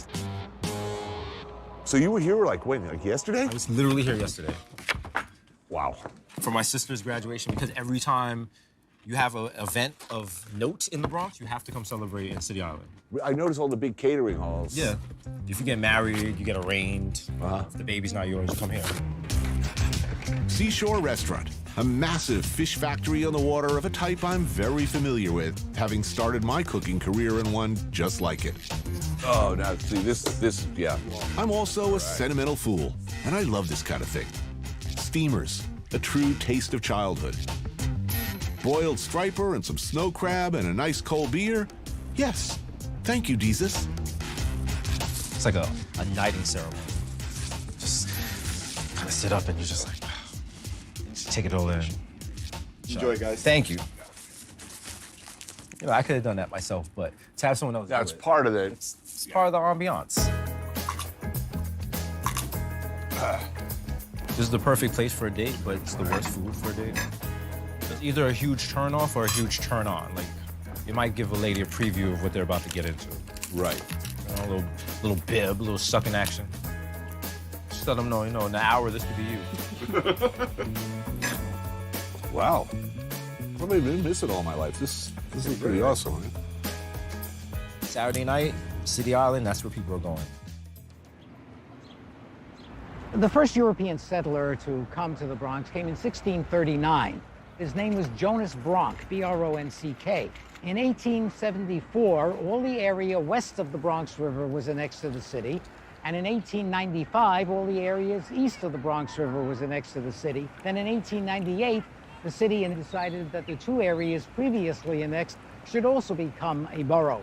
But what to call it, since it never had a name before? They looked at the map, and right smack through the middle of the territory ran the Bronx River, so they named it after the river, the borough of the Bronx. And that's why it is called the Bronx, and not just plain Bronx.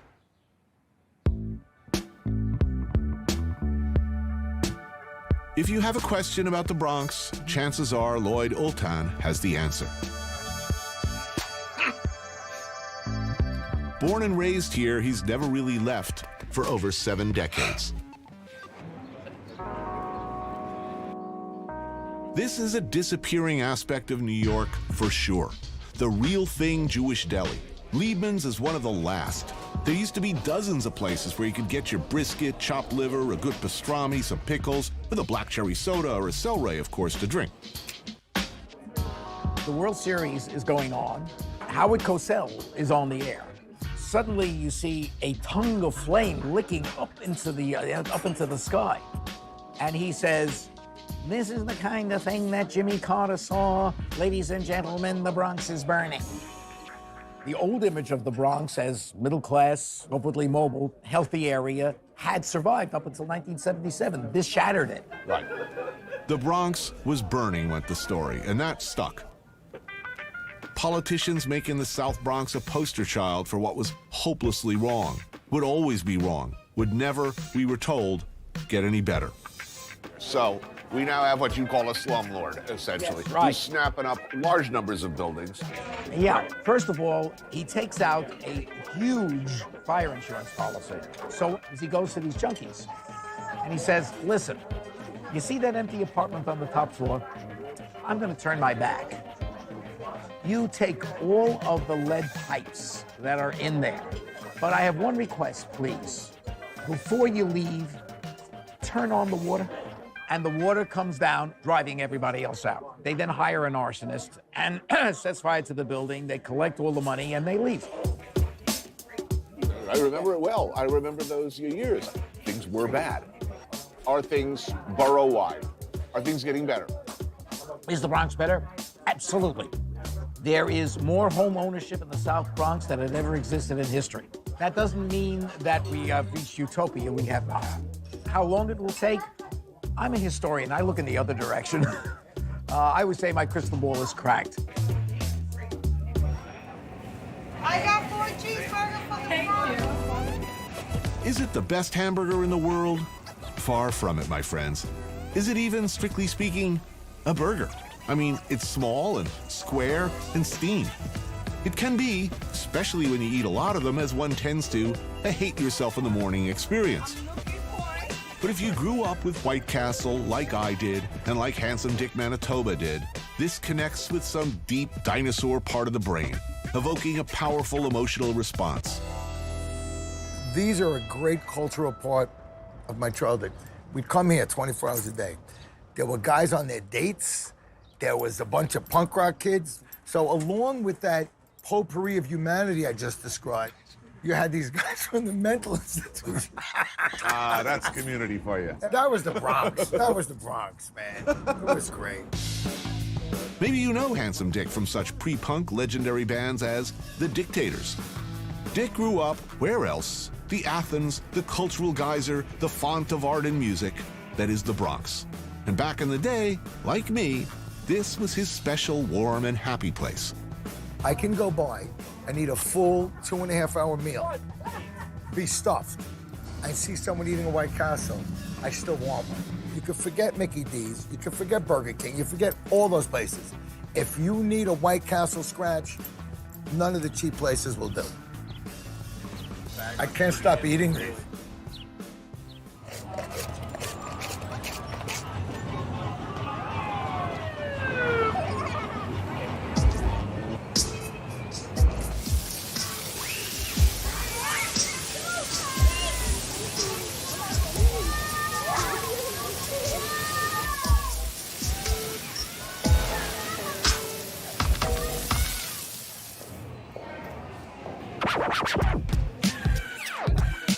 The Bronx Academy of Letters is something of a cause for me, an institution whose mission I see is absolutely vital if kids, like these kids, from a tough neighborhood, often coming from tough family situations, are going to do the things that they're capable of having the things they want.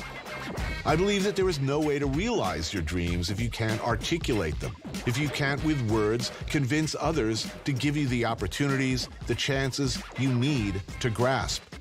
So I wanted to talk today, really, I'm going to tell you in a short period of time, everything I know about writing. Today, I'm dropping by in my role as substitute teacher. I'm from Manhattan, and I don't know anything about the Bronx, really. I'm ridiculously, shamefully ignorant. Do you think people know about the Bronx, what it's like to grow up in the Bronx? Everybody perceives the Bronx as the emergence of hip-hop and all that, the culture. But apart from that, the Bronx is actually lively at all times, at night, in the morning. You hear people screaming from outside your window. I've grown up with them since I was, what, like 6? Yeah, you know, and it just happened that way. So I feel like the sense of community is like the biggest thing. I've been teaching here for 8 years, and I think that what people forget is a lot of times, we've talked about this in class, they focus on lots of diseases, health issues, lack of education, but I can be out with them just walking to the train to go to a field trip, and they say hi to at least 30 people. They know everyone. What other Bronx specialties should I be paying attention to? Well, I don't know, I've always been a fan of McDonald's. Mm-hmm. That works for you? Yeah. All right. Yeah, bacon tastes really good. I like bacon, egg, and cheese sandwich. Yeah, well, that's a classic. That's a New York classic. The sort of bodega classic. Bacon, egg, and cheese. Love that. Now you walk outside and they have like the Italian ices. Mm-hmm. So as soon as like the weather gets nice and you hear coquito, dame, like I think that's the first thing. So what is it you're eating? What is chopped cheese? Yeah. Chopped cheese. What is chopped cheese? I have to see. Where does this come from, this mutant cheese? This thing, whatever it is, it'll do just fine. As long as you're reading Orwell's essays while you're eating it, kid. I think it was somebody who just experimented in their house because it's such a simple thing, but it tastes so different than like a cheeseburger, which is what it kind of is, actually. But it's weird, if you go way uptown or like downtown, you say, can I get chopped cheese? And they're like, what? Right. Like, if you get it here, they're like, all right, come right up. So this is a regional indigenous specialty. And it's newer, too, Right. right? It hasn't been around that long. I've been everywhere in the world, and I mean just about everywhere in the world that you can think of.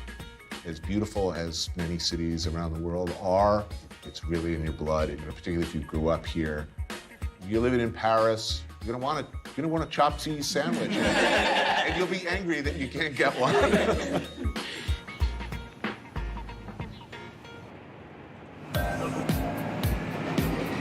So there it is, A peak, a narrow slice of an old, deep, and noble subject. Causing your poor existence, the morph into a vicious, remorseless, lost, relentless, illogical competence. Sitting right there, relatively unexplored, a cross-section of the tasty, original good stuff. So gritty, I'm grimy. Got my city behind me. A petri dish for talent, for culture.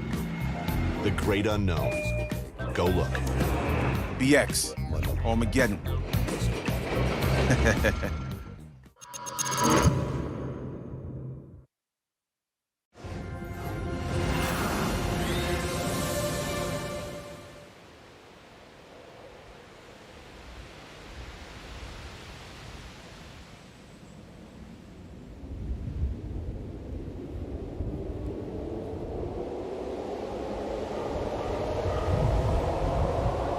Everything changes. Nothing changes at all. I took a walk through this beautiful world. Felt the cool rain on my shoulder. Found something good in this beautiful world. I felt the rain getting colder.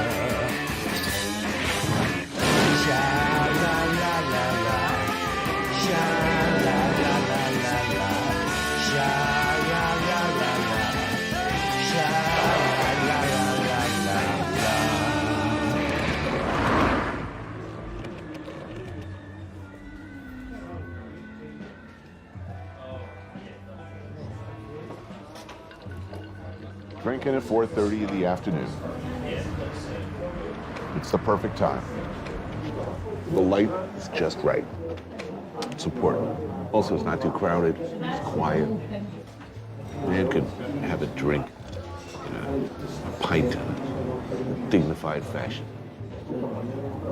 free of care.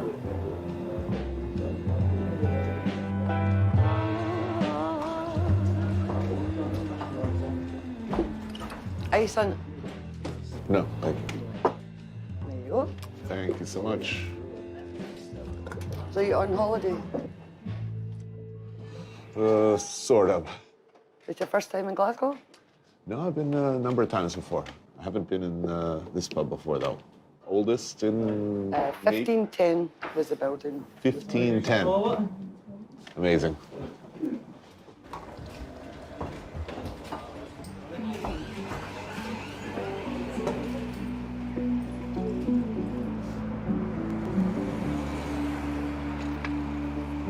From my very first time, it was Glasgow. My favorite city in Scotland, one of my favorite cities on Earth. I was going to say one of my favorite cities in Europe, but is Glasgow Europe? I don't think so. It feels somehow older than that. To many outsiders, Glasgow is seen as a hard-scrabble, even fearsome place. A place that history has moved on from. But there is definitely a sense here that something different is around the corner. What will be one of the most important events in Scottish and British history. More than 4 million people will decide whether Scotland should stay in the UK or become an independent country. Will Scotland stay or will it leave the Union?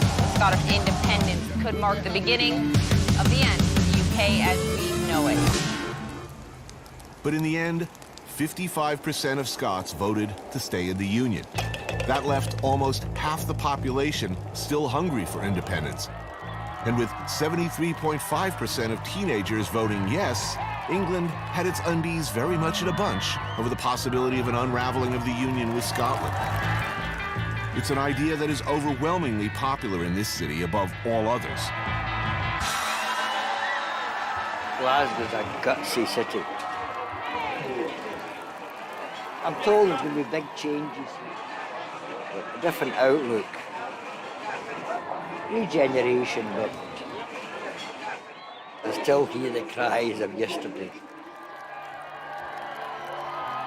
Why does the possibility of independence have such a powerful hold on Glasgow? The past. Glasgow has long endured, among other things, a reputation for being the most violent area in the UK. It's a familiar cycle, analogous in many ways to what we see elsewhere. Hard times, disappearing manufacturing base, unemployment, a general sense of apathy that the government can't or won't fix what's broken. That in the corridors of power in London, in Edinburgh, they just don't give a shit about Glasgow. Especially Glasgow's east side. Like a lot of cities, like most cities in fact, Glasgow is divided. The River Clyde divides the north and south sides, but the bigger, more tangible divide is between east and west. The west, things are expected to be, well, nice. Nice cars, nice families, all the nice stuff that affluence supposedly brings. East side, that's where you grow up hard, where things are rougher, where you've got, according to popular legend, to fight to live every day. In Scotland, if you're a young boy in Scotland and you're 9 or 10 and you're coming home from school and a big guy beats you up and you run home to your mum crying, you know what she'll do? She'll give you a cuddle and then she'll tell you to get back out there and get him. Don't let anybody ever do that to you. And if you need to get a stick, get a stick. If you need a brick, get a brick. Don't let anybody do it to you. That's what we do. And it makes us dangerous enemies or resourceful enemies, but it also makes us very loyal allies. Detective John Carnation, 38 years on the job, much of it as murder police on the east side. He's seen it all. Confronted with violent hooliganism, the traditional approach has always been to get out there and bust some heads, make some stats, put up some numbers, lock up some perpetrators. But after decades of dealing with generation after generation of violence, much of it gang-related, he took an unusual and controversial new tactic. Along with a colleague, John established a special unit within the Strathclyde Police called the Violence Reduction Unit, and focused their efforts on the social problems that he felt led directly to violent crime. His peers, unsurprisingly, were dubious. But as of 2014, Scotland is at a 40-year low in violent crime. Retired from the force, Carnation now advises law enforcement around the world. When in town, though, he likes to come here. Typical Scottish fare, Mother India. For a lamb curry simmered in spicy tomato gravy, served with traditional Scottish naan bread. I knew Glasgow was traditionally a tough town. I've always seen Glasgow as a warm, welcoming place. It's always been one of my favorite places in this part of the world to visit. So do you think the town's reputation is deserved, or is this a... No. I mean, in terms of the level of violence, the facts are the facts. That's there. But statistically, if you don't live or come from Glasgow, your chances of being a victim of a violent attack in Glasgow, it's something like 0.000. I've never, ever felt, and I've done a fair amount of stupid behavior here, a fair amount of drinking, a fair amount of putting myself in this sort of, situations that they advise visitors to a new town to not do. I've never, ever felt uncomfortable here. On the other hand, I could be wrong in that after a few drinks, I notice that I don't understand anyone. So they could be making various threats of violence to me at the bar, and I could just be smiling and nodding.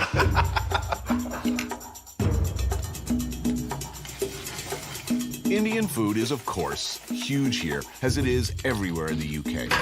You could venture a guess that it's the cold, damp, and often dreary weather that causes the heart to yearn for spicy food from hotter climates. But it's more likely it began with the trade routes established by the East India Company in the 17th century and returning sailors, and that whole take over India thing. All I can say is pass the Rogan Josh. So, how do you reduce violence? I mean, traditionally, we just need more police. Get out there, crack some skulls, throw some more people in jail, and problem solved. Yep.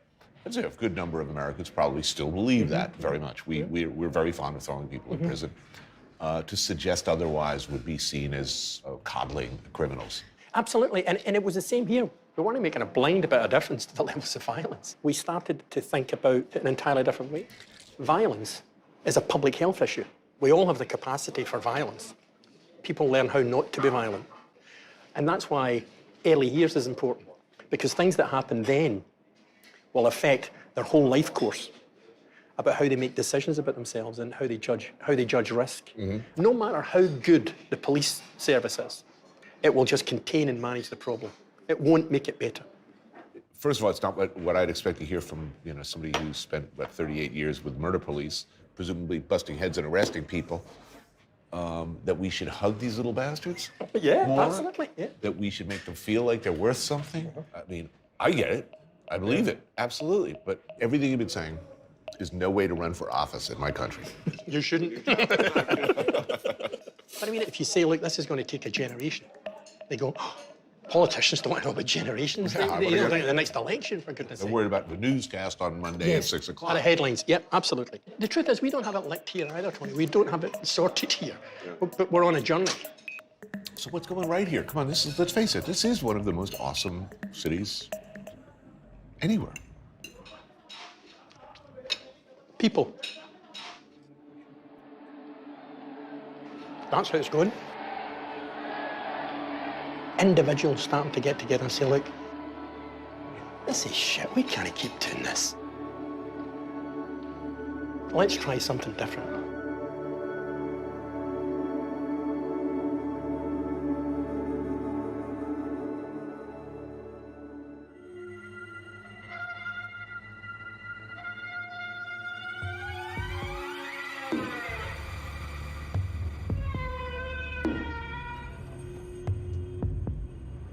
Look, I don't want to give you the impression that Glasgow is an impoverished wasteland filled with violent hooligans and gang members.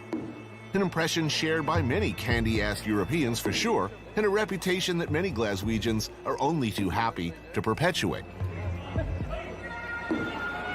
Let's face it, Detroit or New Orleans, most American cities make this town look like Club Med by comparison.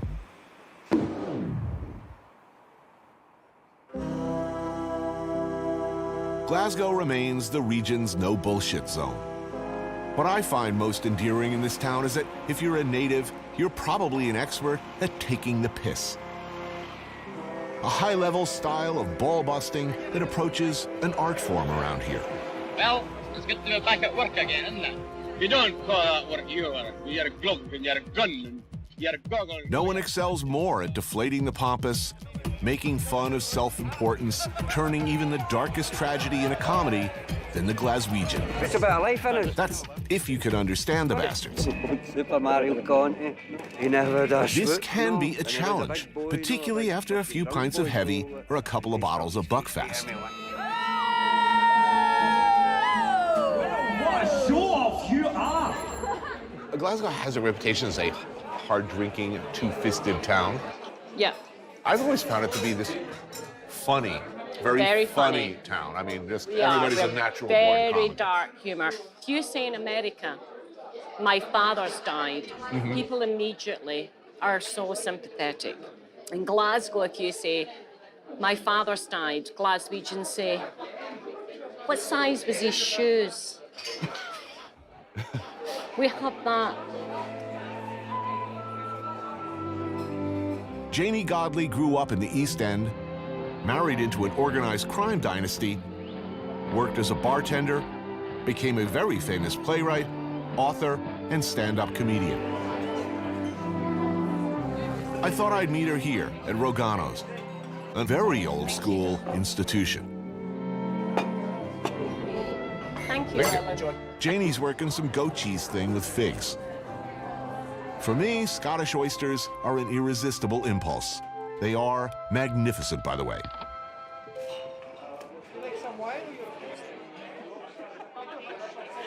What a lot of people abroad don't understand is the women are the backbone of many of the communities because the men were always drunk and working in the shipyards and dying young. And that still exists, Tony. The age expectancy is still 55. In Fallujah, Iraq, it's 65. Wow, it's a pretty extraordinary thing. Yeah, I know. There's still a lot of crime, there's still drugs, there's still a lot of alcohol problems. But I think the fact that we are a bit shit helps us, because we had the Commonwealth Games here, and I love that everybody tried not to shout in the street and swear and sell stolen goods in public. I love that they all had this covert operation of, let's be nice for a week. I love that. Main course, Janie goes for the pan-fried brill. But me, I can't pass up ocean liner continental classic from days gone by, like the fabulously unfashionable Tyrannosaurus Rex of seafood dishes, lobster thermidor. Without irony, the lobster is Scottish, as is the cheese, the eggs, everything really. No, do you have anything to say on the Glaswegian diet? The diet. I mean, it's really the story interesting. is that the health-wise, as far as heart problems, right behind Tonga Yeah. for all-time worst, least healthy. Yeah, it's a bad thing. It's really weird because when I was a kid and we were poor, we ate fish, butter beans, potatoes, then we would have liver and onions and potatoes and cabbage and peas. And then somewhere from the mid-70s onwards, it just became crap. And now you've got a generation of women who don't know how to make a pot of soup. To be a real Glaswegian, Tony, housewife, you have to be able to make a pot of soup. I can't make soup. The joke is apparently I'm good at sex. Sex takes 5 minutes, soup can take days, and it smells shit. My husband's never asked for soup, so that works.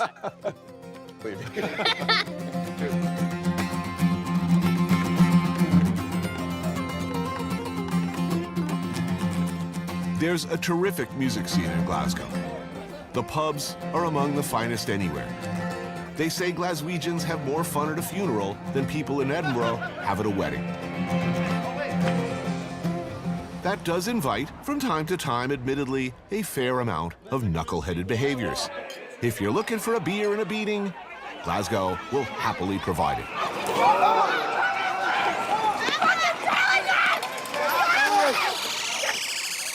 The toughness thing is no joke. If you've ever tried to choke a small Glaswegian into unconsciousness, as I have, long story, let me tell you, it's like wrestling with an angry fire plug. It's nearly impossible. Also, it hurts. Access to guns is extremely difficult here.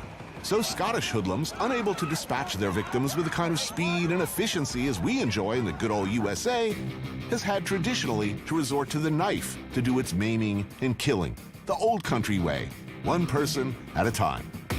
The stabbing might not get more than a few lines down column in the Glasgow papers, because in this city of violence, ordinary stabbing is hardly news anymore. Where knife violence is an affliction, there must be a cure. Meet Mark Davies. He began his career working as a bouncer in some of the East Side's toughest drinking establishments, where he had plenty of opportunities to hone his skills. Now he runs Tactical Edge, teaching close combat and knife defense to UK special operators and security companies. Come at him with a knife, the overwhelming likelihood is that it will soon be hanging out of your ass. Generally, these courses start, come at me with a knife, and a guy comes at you like it's Friday the 13th. Yeah. And pretty much nobody outside of Friday the 13th, in my experience, has ever come at anyone with it like this. If someone does come, they're rushing at you and with multiple, they're like in a manic frenzy of multiple jabbing or slashing movements. Yes, your attacker has been affected by adrenaline. In such a state, the forebrain has started to shut down. Yeah, so they're no longer really capable of cognitive thought. So you tend to get these repeated lines of attack. You know, if they're going for the stomach, it tends to be a sewing machine kind of action. Is your first order of business deflecting or getting the damn knife away from them? Right. I'm either going to gain control of the weapon or go to a returning blade technique where I gain control of the weapon and return it to sender. Right. Yeah. Show me. Okay.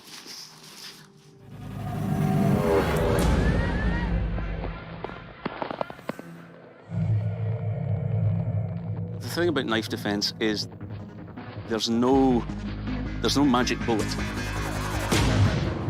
any technique can fail, any technique can go wrong. And if there's multiple opponents, that can get a bit difficult as well. Yeah, this sort of thing, yeah? Right. So, if we've got the knife held up close, okay, yeah? So I'm gonna clap, pull, hit. Now I'm gonna force this thing back into your sternum repeatedly, what we call the woodpecker. Right. Yeah, okay?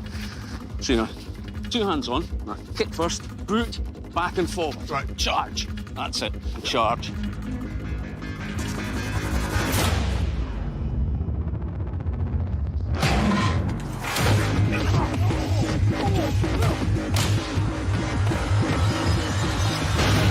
So, ATM mugging.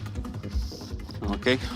I'm going to pin your hand to me so I own the weapon. Right. And I'm going to slap backwards into the groin. Yep. So I'm going to hit, come up, grab. Yep. Now, I'm going to introduce point A with point B. Yeah, that sucks. Now, when I do that a few times, it's like taking a baked potato out of the microwave. It's going to be really hot. You're going to let go. So bang, bang, bang, bang, bang.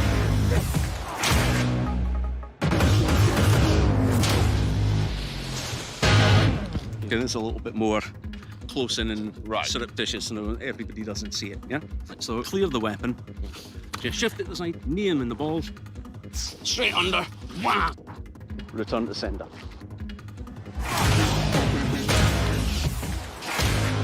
That was an education. No problem. Really enjoyed that.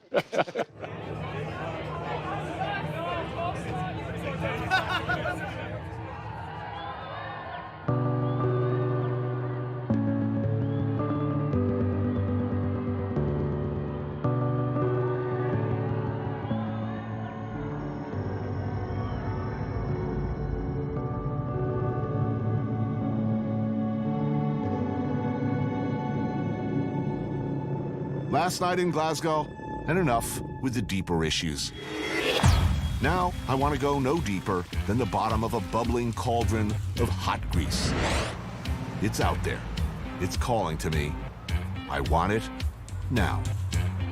A happy place from my past, where once I frolicked young and carefree in the field of friolated arts. The University Cafe, where I learned at the foot of the masters the Tao of hot fat and crispy batter. Yes, they do a deep-fried Mars bar here, and deep-fried pizza. Been there, done that. But Carlo here and his twin brother have been keeping the Varecchia family tradition alive since 1918. And it ain't about no Mars bar.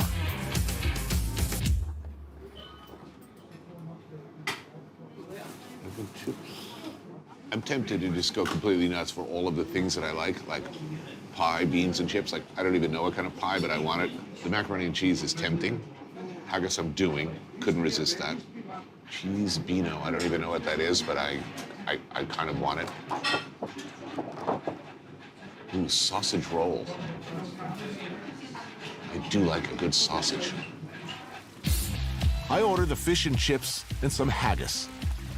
Haddock, battered and floating adrift in a sea of mysterious, life-giving oil. The accumulated flavors of many magical things as it bobs like Noah's Ark, bringing life in all its infinite variety. Deep-fried haggis, my personal favorite. Sinister sheep parts, in tube form in this case. And if you don't like chopped up liver and lungs and all that good stuff, believe me, the curry sauce sets you right.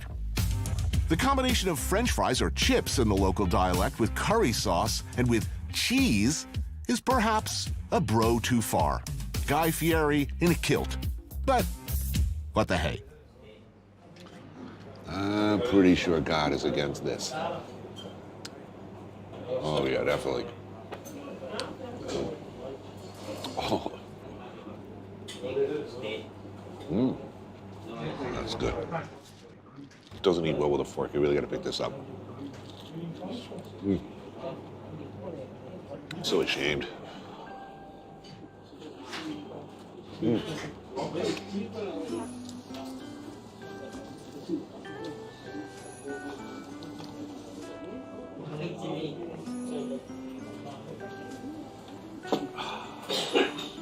Oh, yeah, clean living.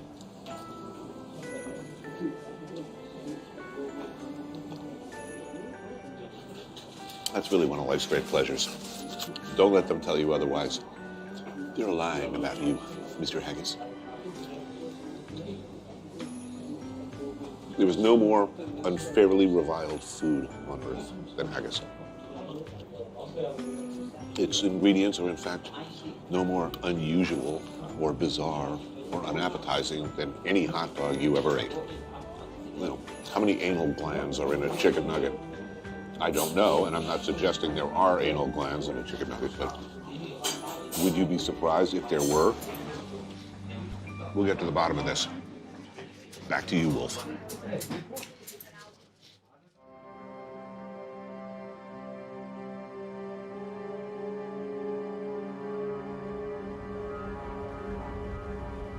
Heading north out of Glasgow, Scotland quickly becomes something else. A savagely beautiful, harsh, but absolutely mesmerizing landscape that seems to have changed not at all for thousands, even millions of years. And across Loch Marie, inaccessible only by boat, one of the great isolated estates, Letteryu.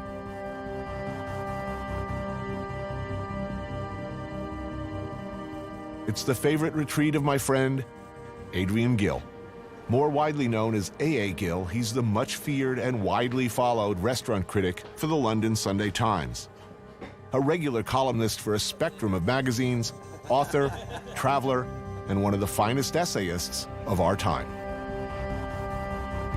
Letteryu, as it stands today, was built as a shooting lodge. Deer stalking like they do here is something from another era. But it persists in places like this, which both protect and cull deer populations. If you are, like us, of course, two murderous aristocrats looking to put some venison on the table, you need help. Professional help.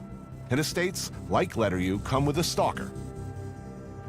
Stephen Miller has been working here for 8 seasons now, both protecting the animals who live on it and helping people like us in the arduous and delicate task of sneaking up on them. We would, as gentlemen of leisure, require a cook. And Adrian has recommended the supremely well-suited Fiona Cullinane, who excels at this kind of Scottish traditional game cookery. For dinner, it's grouse, shot, then hung until the already funky game bird gets pleasingly ripe. The birds are rubbed inside and out with salt and pepper, some fresh thyme jammed in the cavity, browned in the pan, plenty of butter to baste with. In traditional game bird cookery of the British Isles, bread sauce is a must. We don't do this in America, but here it's essential. Basically, it's milk simmered with flavoring agent like an onion piqué, nutmeg, and bay leaf, then thickened with raspings of bread. Grouse barded with bacon, then roasted in the oven. Nicely rare to medium rare, they're removed to rest and the pan deglazed with red wine, game stock is added, and the sauce reduced. Topped with watercress alongside some parsnips and beetroot. So explain what we're eating, because this is as classic as it gets, right? And this is specifically Scottish. This is a grouse, which is the only truly wild game bird in Britain. They're the most highly prized as a sporting bird. They're the most difficult to shoot, but more importantly, they're the most prized to eat. And this bread sauce thing, what is that? Bread sauce, which is, so you really have to grow up here to love this. It's like pottage. It's a sops. Mm-hmm. It's a very old dish, but it goes very well with the grouse. They're a very gamey meat. It's a very grown-up taste that is slightly repellent, mm-hmm. but it is within that it is particularly alluring. Right. And there is something also sexual about it that people don't often talk about. Right. So good. I went to a vegetarian school. My parents sent me to a vegetarian boarding school. And so for 9 years, the year after I left, I was a vegetarian. 9 years as a vegetarian? That's unthinkable to me.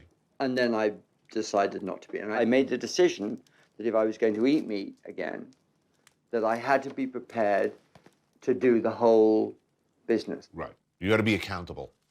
For all of it. For all of it. So I started getting fish with the guts in and gutting them, and then you go, and then in the end, someone says, well, come and, you want to eat it, come and kill it. And you go, well, then I have to do that as well. And when I started doing it, it was like coming home.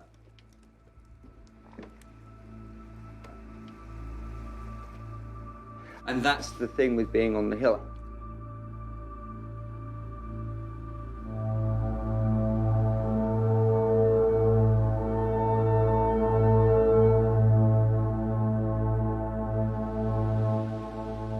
Until the 19th century, the Scottish Highlands were seen by many as a mysterious, hostile, and dangerous land. Populated, when populated at all, by scary-ass barbarians, descendants of the terrifying Picts, tribes so ferocious, so extravagant in their violence and toughness that even the Roman legions decided not to mess with them and instead built a wall, hoping to just keep them out and away from civilized society. Later, hunting estates like this were home to tenant farmers who scratched out a living growing oats and potatoes. Owned by landed gentry, by various royals, the Highland clans Mackenzie, MacDonald, and MacLeod, to name a few, later by newer money, fabulously wealthy foreigners. Today, around half the land in Scotland is owned by fewer than 500 people. It's an anachronism. Dismaying to some, I grant you, but seductive as well. Because who wouldn't do this if they could? Enjoy this kind of rugged solitude from the comfort of a warm, inviting 17th century lodge. Warm one's legs by the fire, play a little snooker, enjoy a fine single malt or two, a substantial game meal, maybe another whiskey perhaps. Contemplate the mysteries of the universe under a starry sky. Then to sleep into the arms of Morpheus, to rise in the morning as bringer of death.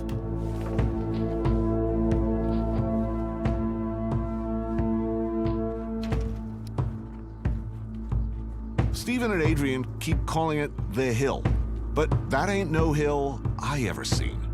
It's a behemoth, an endless range of behemoths. One mountain giving way to a moor, giving way to another mountain, then more, then more. There might be a hill somewhere in there, but it's probably between mountains after a 5-mile uphill walk. And though I am, to be modest, in the best shape of my life of late, it's a daunting hike. The climb gradual, then steep. The footing ranging from rocky to spongy and wet. Mile after mile. Me trying to look cool, make it seem like this is nothing unusual. But really, I'm dying.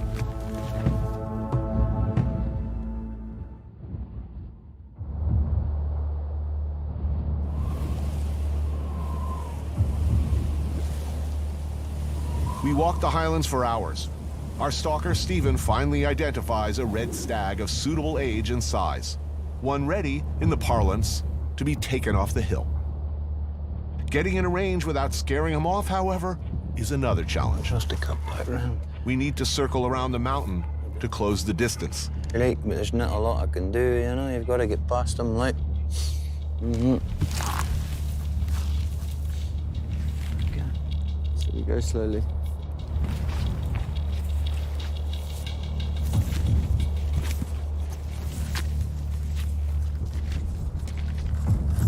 Pretend we're hikers at the moment. He hasn't even got a bobble hat. What? If you put a bobble hat on, the deer think you're a hiker.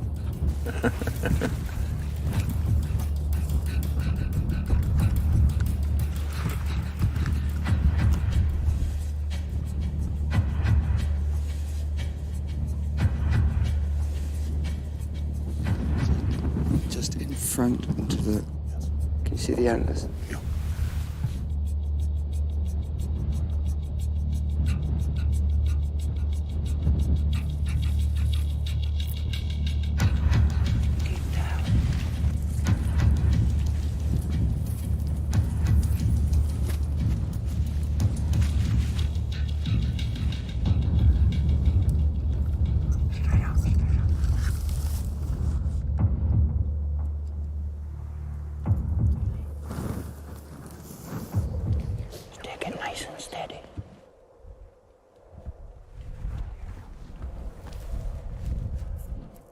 safe, remember. So take your time.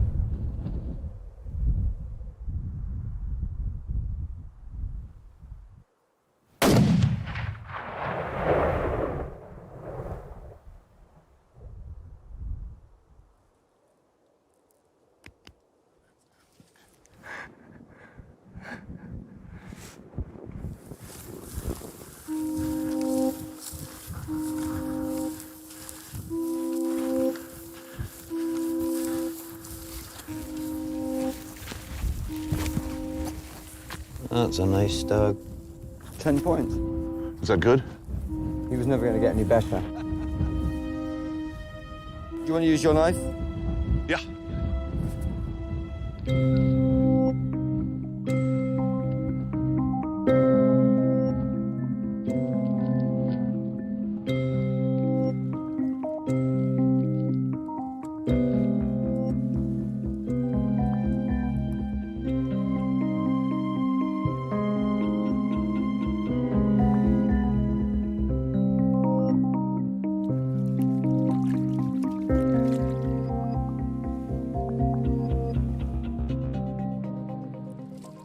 For shooting your first red stag in Scotland, we all get blooded. Oh. It's best if you close your eyes.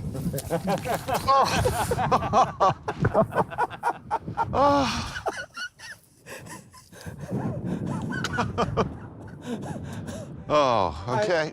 And the rule is you have to leave it on. Yeah. All day.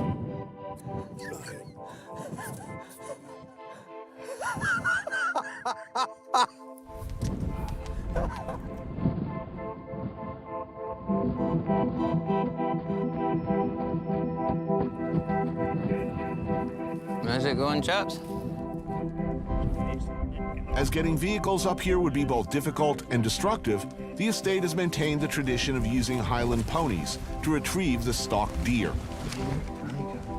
They're bred to be strong and trained to do this work. They'll likely make it back sooner than we will. Thanks, chaps. We'll catch you later on at some point. Yeah. Good boy, Stroop.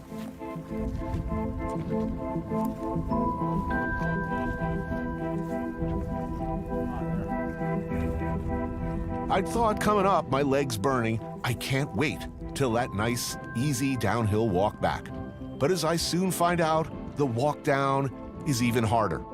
Knees screaming, face crusted with dried blood, I'm looking forward to a warm fire, a strong whiskey, and some good country-ass cooking.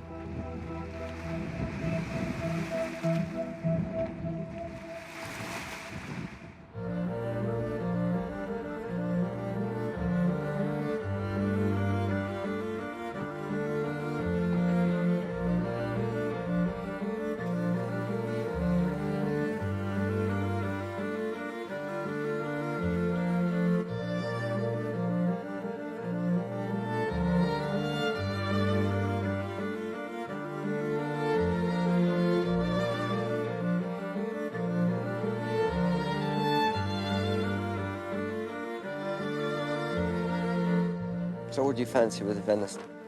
Stewed with wine? They always marinated juniper and I all know. of that. I super simple. Okay, we'll do that.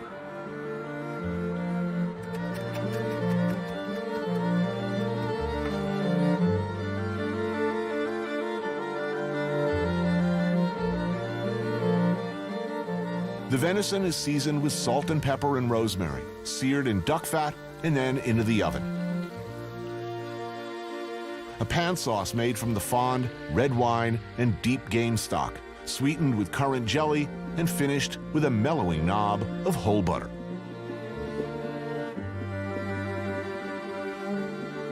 Served with clapshot, basically mashed turnips and potatoes.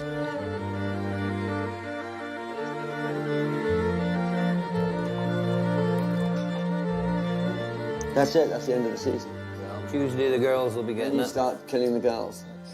You have to traditionally wear the zipper mask or the leather mask to do that, and you send them notes beforehand saying, "I'm watching you. I know where you live."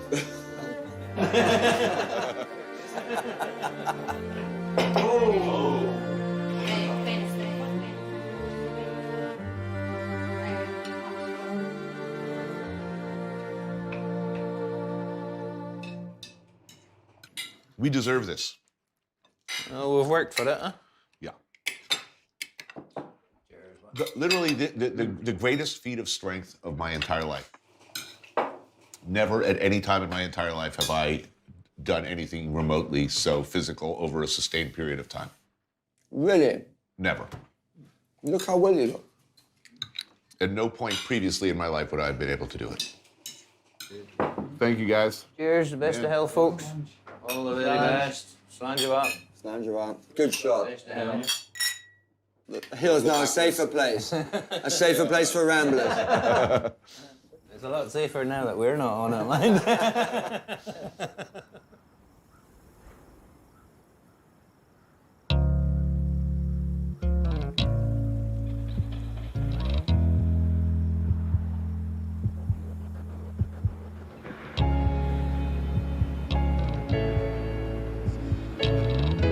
I came to Scotland this time to shoot an animal in the heart, to take part, to be fully culpable in a practice nearly as old as these hills. You walk this country, stalking an animal across the rocks and wet heather, you feel little has changed from how your distant ancestors must have searched for their food, with a rifle, with a spear, with a club. I dragged my knuckles up a hill, and like my ape-like predecessors, returned tired, happy, and covered in blood. Everything changes. Nothing changes at all.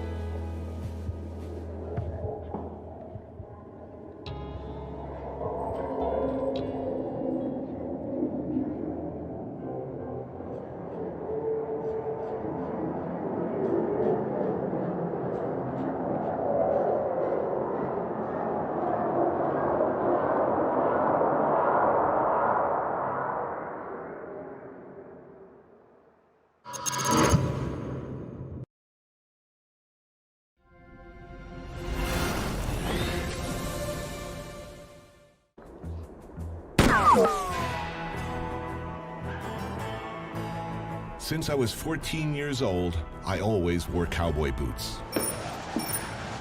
Maybe because my little boy role models were always the men in the black hats. Richard Boone in Have Gun Will Travel, Robert Vaughn in The Magnificent Seven, silent killers. Men with pasts, men from somewhere else who found themselves in the great American West. A place where reinvention, a new life, was always possible. As long as you were willing to kill for it.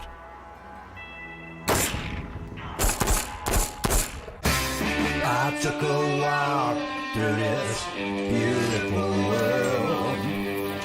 Felt the cool rain on my shoulder. Found something good in this beautiful world. I felt the rain getting colder.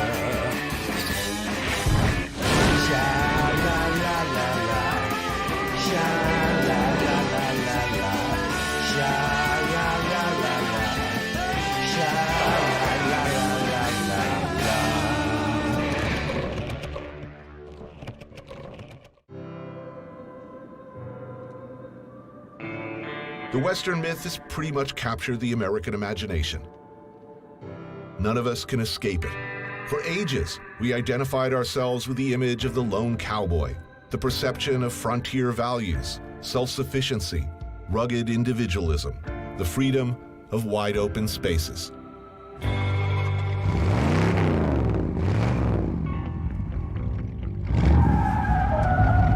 Few places in America still manage to embody that mythic landscape of the imagination, like the state of New Mexico. What does freedom mean? It's different things to everybody, it seems, but something about this place manages to catch the overlap between a whole hell of a lot of very different cultures. Old Route 66 runs through New Mexico like a collapsed vein, right through Santa Fe and Albuquerque. It must have seemed like magic once. Families loaded into massive chrome and steel chariots with powerful V8 engines and took off down that blacktop highway. They slept in whimsical motor lodges and bungalows, swam in kidney-shaped pools. Then it all went redundant. Route 66 was decommissioned, chopped up, largely forgotten, except by desperate and lazy travel show hosts. Does anyone else on CNN do this, like drive around like 10, 15 at night looking for tacos? Yeah, probably. I'll say this, the Strip takes on a much more interesting look at night. You can imagine Dennis Hopper huffing nitrous and dismembering somebody over an unrolled tarp in any one of those sinister-looking motel rooms. Cool. Well, hopefully the tacos first, because after you do the meth, you really aren't going to want to eat. In ancient times, early drivers would hang the testicles of their enemies on their rearview mirrors. Best case scenario around here, in my humble opinion, taco truck, of which there are quite a few. Parking lot, the smell of mystery parts on a griddle, yes. Could I have one asado, one pastor, and one lengua, please? Knowing my love of all things Mexican, you might expect me to be eating tacos for the next hour. Got to adopt the wide stance. Damn you, taco spillage. Come for the vistas, stay for the tacos.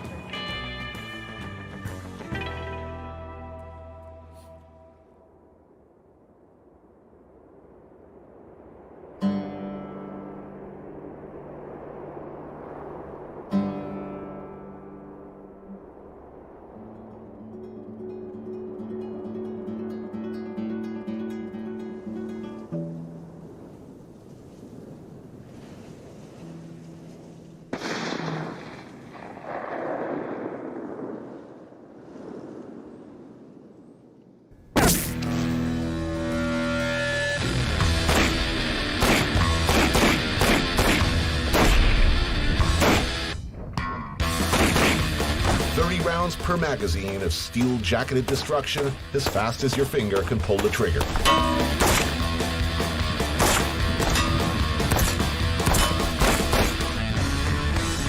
You might well ask yourself, why the hell would anybody need a weapon like this? There we go.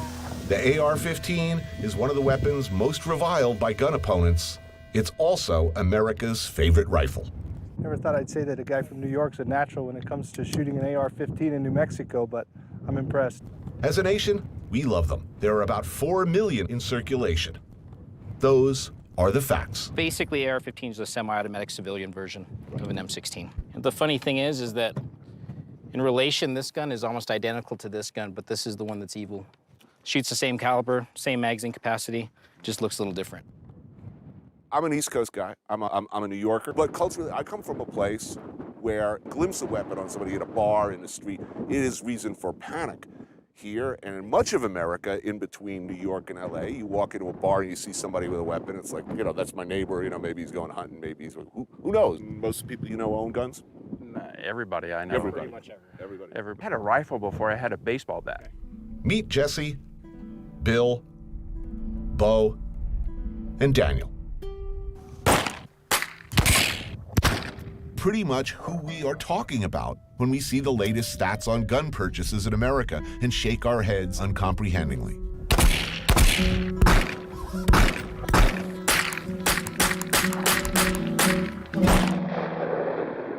That cultural divide, much more than policy, is what's kept the issue of gun control so polarized and so frankly, hopeless. He had a gun before he had a baseball bat. I'm in the same situation. I was shooting a BB gun when I was 5 years old, and I knew at that time it wasn't a toy, it was a weapon, and I was very well educated by my father on the responsible use of that piece of equipment, and that's what's critical to me. I shoot all the time, and I'm always trying to shoot better than I did last week. It's relaxing, you're out with friends, it's fun. There's a dark little genie in all of us, I think, that wants to pick up a gun, point it at something, and blast away. This is a new Springfield Arm 9mm with a 19-round clip. You know the reason I like guns. I don't own a gun, but I like holding them. I like shooting them. The Glock 22, it's chambered in a .40 caliber. There is something compelling, an eerie rush, an unholy sense of empowerment feeling the warm glow of these heavy, iconic shapes in your hands. Get off my lawn, you kids. That's a .357 Magnum. It's an 8-shot revolver. Bigger kick on this guy, yeah? A little bit. You just can't help silently mouthing, "Make my day," or "Feeling lucky, punk." Every time they just get in the way. You can do this all day.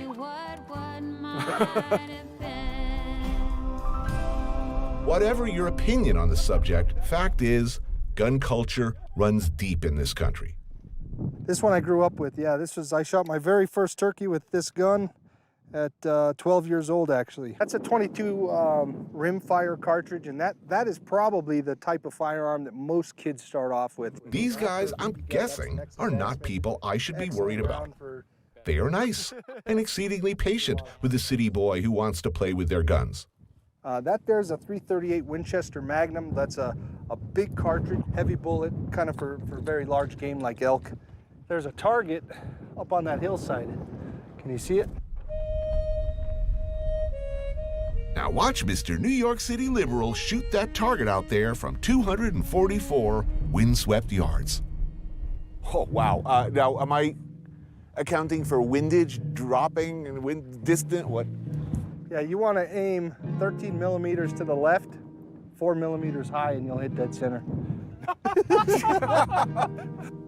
Left? No, hold right on. I'm just Just giving hold you right on? I was just making a joke. Taking advantage of the city boy. And that wind's got to be 20 miles an hour. Yeah, holding a rifle in this wind without a brace, it's tough. All eyes are on you, no pressure.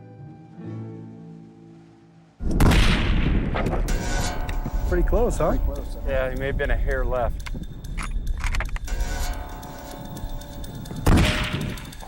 Just a little high that time, I think.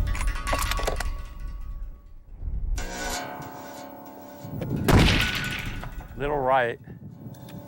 Shooting real good though, Tony. I mean, you're not missing it by much. If you were elk hunting, you'd be hitting him. Exhale, pull and squeeze. The biggest thing is just let it surprise you.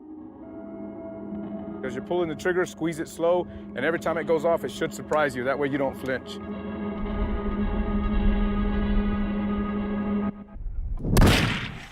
That looked right on. That looked right on to me. I gotta tell you, I'm proud of myself. I was like, I was somewhere in the neighborhood. He's a natural. Do you think that like people who just don't like the idea of guns, if they had a day out here shooting targets, definitely. I suspect a fair number of them would at least temper their views somewhat. 1,000%, absolutely. And you definitely get a respect for the power of it, for sure. Generally speaking, me and these guys, I think should feel free to buy all the guns we want.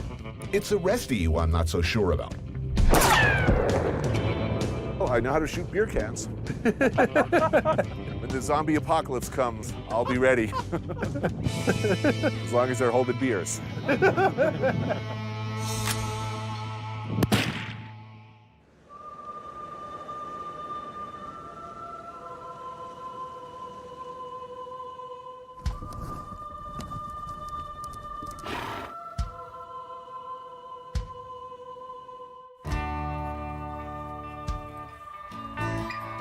So when I grew up, when I was a kid, I played Cowboys and Indians. The cowboy myth had such a grip on American self-identity. I remember playing Cowboys and Indians. It was just part of the culture. You looked up to John Wayne, Steve McQueen. My kid, 12 years old, wouldn't even think about cowboys. This is David Manzanares. His family has lived here for generations, tracing their roots all the way back to the Spanish conquistador. Those cliff walls out there, Tony, are like 160 million years old, and the ones on the bottom about 220. And they're all the way back to the Triassic area. And this is Ghost Ranch, next door to David's spread. This is the area where Georgia O'Keeffe spent the last and most productive decades of her life. Now you've walked into her painting. But this is what she called my country. It wasn't until I was a in my early 20s that I even knew who George O'Keeffe was. Really? Grew up with her being like a grandmother. It took me going out to LA and going into a gallery out there. I saw these paintings and like an idiot, I said, why do you got pictures of my house? And she said, please, take a step back. That's George O'Keeffe's. It's just gonna get prettier. It's just gonna get prettier. One of O'Keeffe's biographers infamously described this landscape, which had so captivated the artist, as garish, vulgar, and in poor taste, which if you look around is pretty hard to comprehend. This is such the other side of the universe for somebody who lives like I do. People who live in cities for whom a backyard this big is inconceivable. The idea that there's a certain type of personality who's drawn towards open spaces like this. You know, this country, it either embraces you or within a year it spits you out.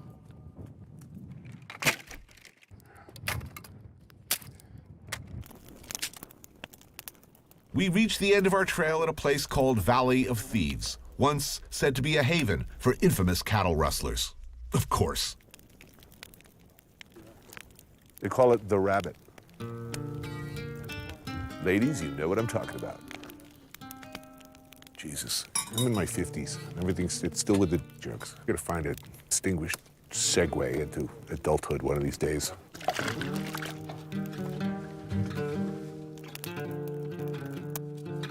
3 generations of Manzanares are here with me this evening. Herman, David, and Max. We'll do our best to put together a little meal. Anybody want some coffee?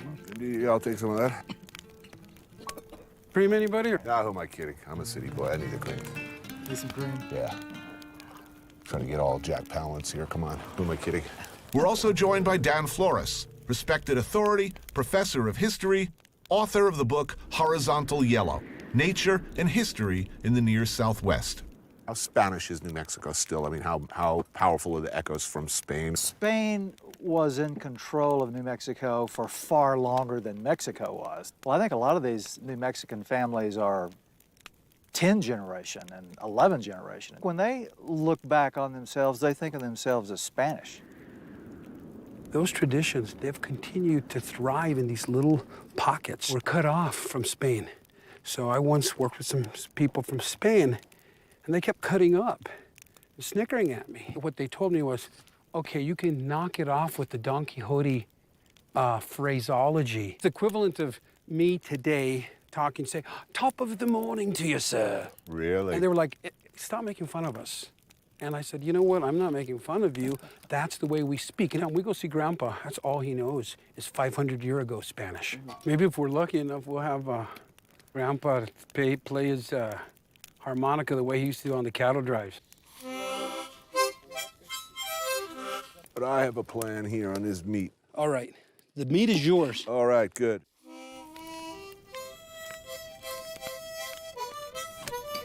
Just call me Cookie. Some cubed local beef, glowing hot coals, cast iron pan.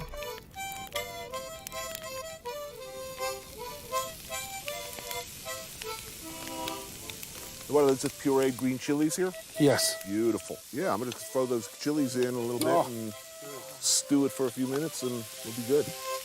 I just need a few splashes of like an open beer even. Beautiful thing. Checking off the Chuck Wagon greatest hits, we got some beans, some potatoes, some cornbread. We do our best. This is just about ready. Let's eat. Dig in. Well, we done good, gentlemen. No kidding. Thank you, Tony. This is excellent. I'm wondering, you guys have been here for so long, your family. Could you live anywhere else? Not me. No, not me. This is home. The roots, I always get called back here. You know, I visited Paris and lived in LA for a while and, you know. Paris is pretty great. It's pretty great, but it's not here. Dad, I'm curious to know why you chose here, why you came here initially. Open space, because I'd grown up in a circumstance where you couldn't see 50 feet. I mean, the forest was so dense. I used to climb up into the top of a tree on the highest hill just to be able to see over the forest. So there was something about the idea of being able to see the landscape that really compelled me. So The big empty makes a real deep, deep sense to a certain type of person.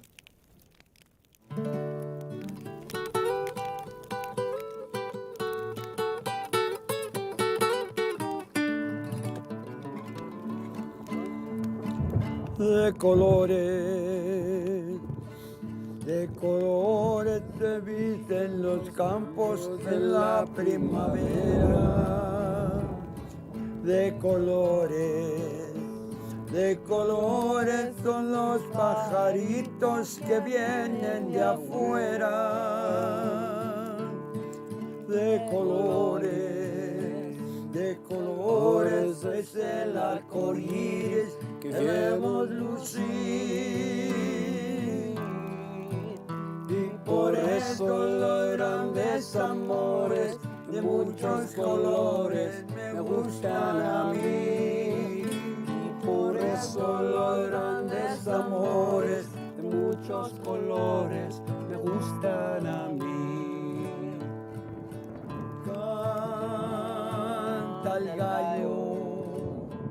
Canta el gallo con el kirikiri, kirikiri.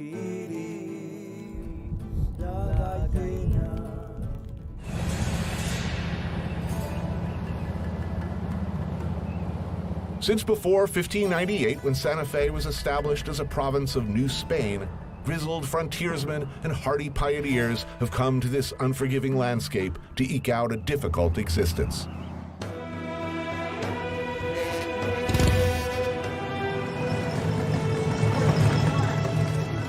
Welcome to Santa Fe today, where we can all live the Western dream and even buy a little piece of it to take home.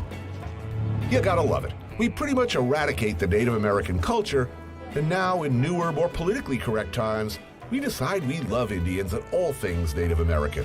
And we're kind of, but not really sorry. And how much is that bric-a-brac? But that's not all. The New West is inclusive. Welcome to Santa Fe. You got your whole spectrum of New Age crystal types seeking spiritual purity and intensity in the harsh yet beautiful landscape. It's the last place in the U.S. you can wear buckskin and fringe without irony, while holding a Buddhist blanket.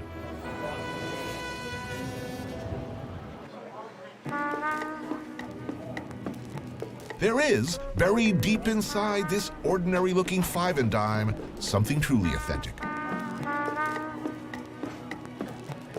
Hi, Frito pie and a soda, please. This is the Frito pie. As American as apple pie or the Manhattan Project, and nearly as deadly. Chili and day-glow yellow cheese-like substance dropped like a deuce, another roller in the night, right into a bag of Fritos. It feels like you're holding warm crap in a bag. Close your eyes and I put this in your hand. You would be very worried. Colostomy pie. I'm opposed to everything this dish stands for, and yet it is also delicious. Neither the Frito nor the Frito pie are indigenous to New Mexico. They are actually Texan. New Mexico, you have many wonderful things. I think let Texas have this one. In only 6 minutes, I've managed to reach a depth of self-loathing it usually takes a night of drinking to achieve. Combine the Frito pie experience with like binge tequila drinking and a strip club.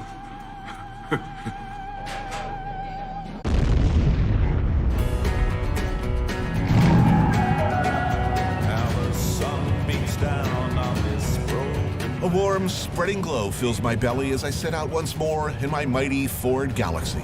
Yet I am also depressed. Frito pie. I smell metaphor. Speaking of explosive diarrhea,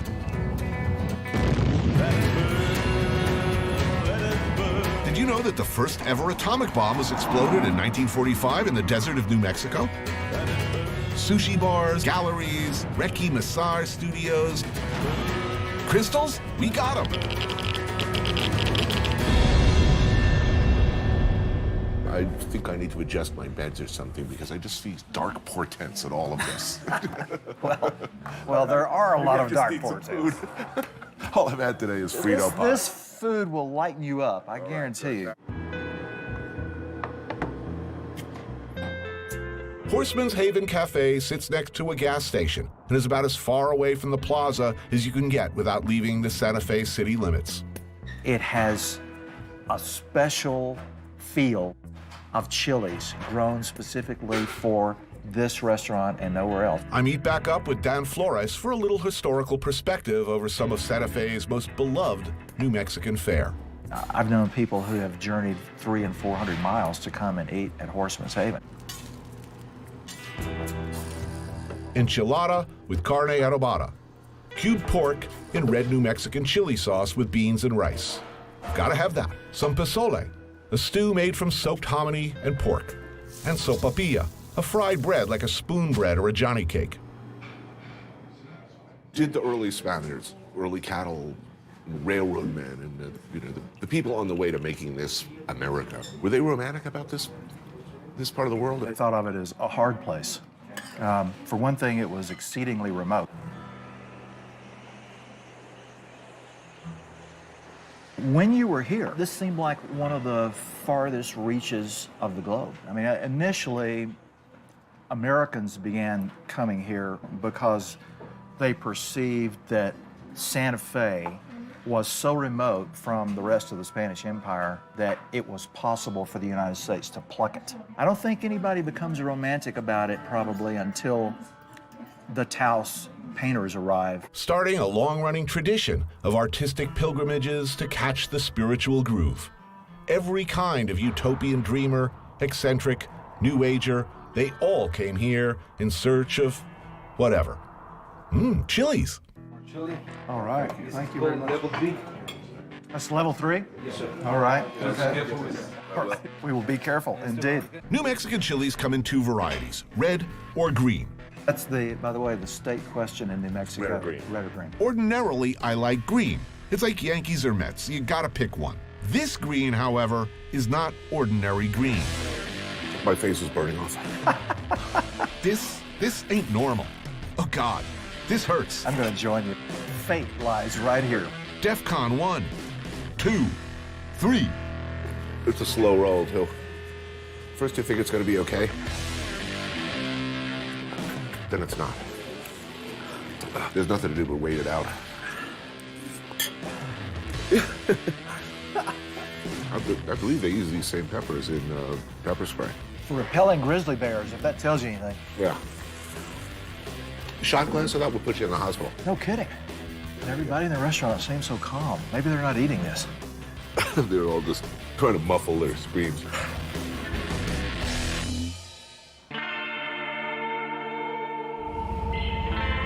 History, they say, belongs to the victors. And here where the myth of the American West took root, where so much romantic lore began, history was being rewritten almost as soon as it happened. This was never the big empty. As Dan Flores writes, the idea of a wilderness is itself a cultural construct. As early as 1539, when Marcos de Niza, a Franciscan friar, reported sighting from a distance what he called the 7 cities of Cibola, these were interpreted as tantalizing outposts of wealth, possible cities of gold. Coronado, the famous Spanish conquistador, quickly dispatched an expedition, and there were indeed cities.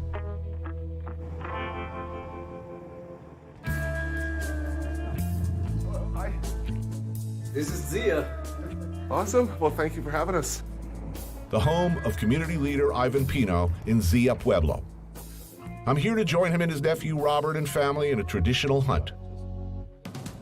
So we'll be carrying our shotguns, we'll be carrying our rabbit stick. We don't do this anymore, you know, it's harder. Yeah. It's always good to get a prayer going so that the animals can be willing to take their life.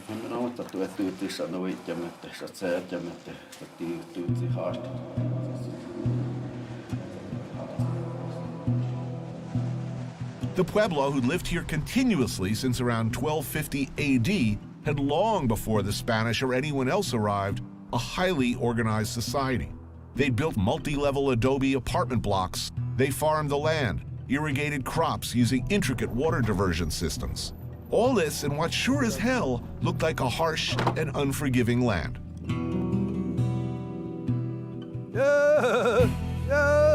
Whoa. Whoa. This is good weather, though, for hunting, because it's nice breeze, overcast. The breeze is beautiful. Not too hot. Pueblo long ago learned to adapt to hard times, dry seasons, war, incursion.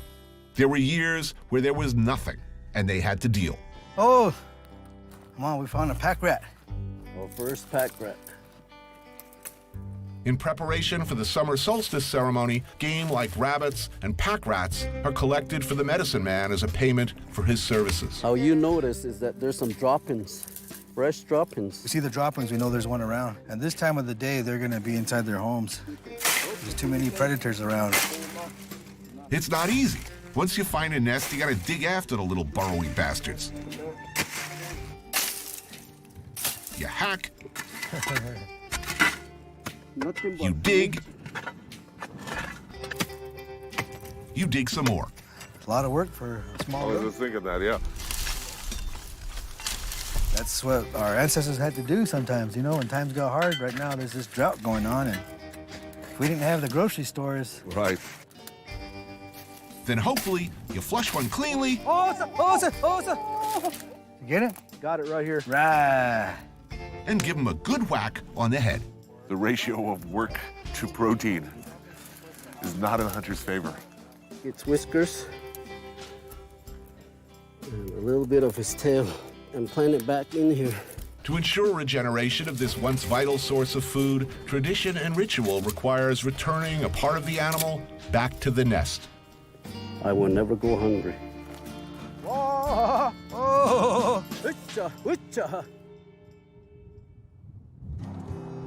Going for pack rats is really an homage and an acknowledgement of an important earlier time when that was all there was. A 25-year great drought.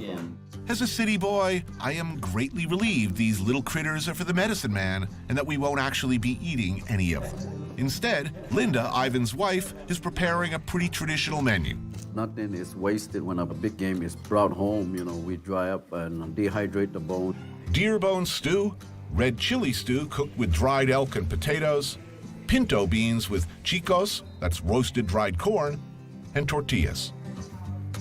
And of course, more chiles. We call this dish push around chili because gather and push around. Push around till you see the one you want. Yeah. The chilies in the state are magical. They're Zia chilies, not hatch chilies. Ah. And the seeds have been passed down from generation to generation and stay within the families. What percentage of young people leave and don't come back? Not too many people will leave. Really? No. There are people will leave, but eventually there's this yearning inside you that you want to go home, you want to learn your culture, you want to, be a part of everything. It would be an understatement to say that the first Europeans who came into contact with Indians, the effect was destructive to the culture. And given that history, how American do you feel? This village is unique in that we can easily just, ignore everything that happens out there and just keep to ourselves here. And we do that sometimes. We close the road and we take care of our own business here. But it really varies by individual and maybe even by generation. We have a veteran that all served in the armed forces. Big tradition of serving in the military. Yes. Yeah. We continue to be outdoorsmen, and we are survivors. I've dealt with the elements of the dust, the rain, the hail, but it made a better person out of me. We are who we are. We're still going to be here.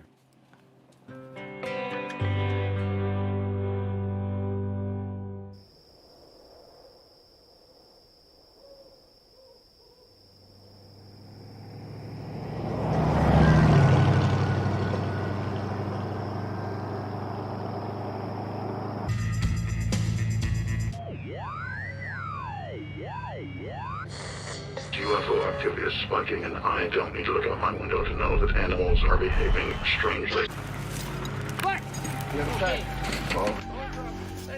That creature died soon had injuries from the crash. Were later taken out into the desert, and they were buried there. Might be some kind of vortex or... A device is forced into my rectum. Look up in the dark, the night sky, uncontaminated by the light of any nearby cities. You can see things. And of course, you've got a rich tradition of actual, real-life, spooky science fiction stuff. The Manhattan Project in Los Alamos, nuclear missile silos hidden deep beneath the desert floor. It's out there. So, where are we? Ground zero of where everything seemed to have started. Submitted for your approval. Norio and his friend James, two men associated with the New Mexico UFO and Paranormal Forum. This is where America's rocketry actually started. At the end of World War II, classified units of the CIA and Army intelligence were busy sandbagging and sneaking away from probable prosecution cadres of the world's best rocket scientists. Did I mention they were Nazis? Oh yeah, many of them were sent around here. Other very mysterious things even took place, allegedly, in 1947. 1947, Roswell incident. That's right, that's still a mystery. Some say, you notice how they always say that in those dubious, cheaply reenacted doc shows? Some say it was the remains of an alien spacecraft. Anywho, back then, they were working on some pretty cool stuff. For instance, a Mylar-like weather balloon designed to carry high-resolution cameras across the Soviet Union. When they got way up in the atmosphere, they'd pancake out like a flying saucer. Might that explain the excessive zeal and mysterious behaviors? I mean, if one of these things crashed in the desert, you can well understand that a whole bunch of sinister-looking bodies would show up and start telling people never speak of this incident. And you know, it's hard to say, but any military could create a cover story for anything. Any possibility of like cyborgs or aliens? Good question. I've heard that there is, and then I've heard there isn't. We're taking you to a place, an undisclosed location, Right. what's known as Albuquerque's own Area 51. There will be no probing involved, because every time there's like alien stuff, there's always probing, always with the probing. Well, I don't understand. It's like, if they've been coming here for years, haven't they done enough probing? Boy, if we were those from like Ghost Adventures, we'd be really playing this up.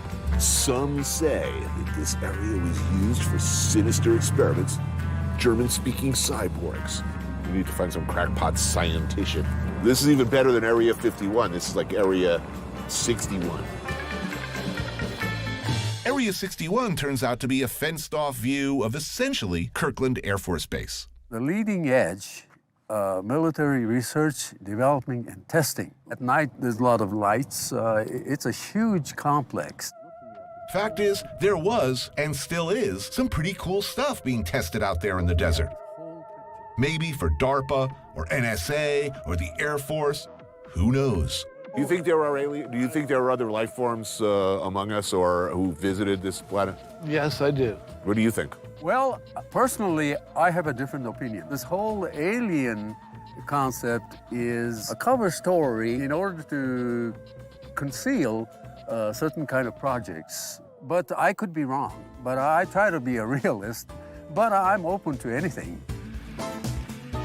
What is for certain, and has been authentically documented on film, is that somewhere out there, among the silos, underground cities, supposed nuclear waste dumps, and alien burial grounds, there is a large animal and a hole in the ground.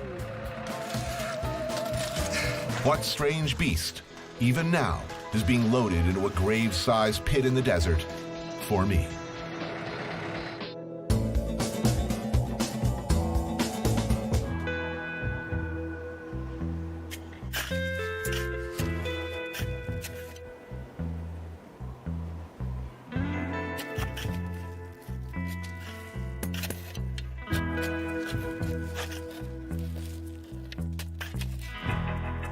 Well, since the beginnings of civilization, I think one of the first things any society learned to do is dig a hole, throw an animal in it, you know, cook it. They call it around here a matanza. 1, 2, 3, up. It's pretty much an old school version of a barbecue, in the sense that it involves burying a giant pig and the imbibing of much alcohol. About 20 minutes from the nearest paved road is a place called Dead Horse Ranch. People who helped us make the show, their families, friends, and no shortage of local New Mexican characters have gathered to partake in the festivities. There is beer here, plenty of it, local and delicious, and abundant. Did I say that? Tony, need another drink? There are very tasty and lethal, as it turns out, margaritas. And I believe, to the best of my recollection anyway, that I soon made the classic error of moving from margaritas to actual shots of straight tequila. It does make it easier to meet new people. Let me ask you, why is it that any time an alien visits, like America, there's always anal penetration involved? I'd never heard it before. Really? Ever. No, am I new to that? But the pig. What about that body in the desert? Some say the tradition of the matanza dates back to Moorish times, when the eating of pig had to be clandestine. But a bit of history we can verify, this pig's been cooked slow over hot coals for the last 17 hours. I caught a peek on its ass. It looks delicious. Frank here, he knows. He runs Pancho's Barbecue in Albuquerque. Let's start sticking it apart, I guess. Time to get slicey. I step in to help Frank break my piggy friend down into his constituent parts. Beautiful. First, off go the legs, what you'd call your fresh ham. Then your forequarter, your shoulders and whatnot. Awesome. The loin and rib section, your pork belly. Nothing goes to waste. All right, now Mr. Head. All those pig parts sent down the line to Harold, who's been using them for a veritable rainbow of New Mexican specialties.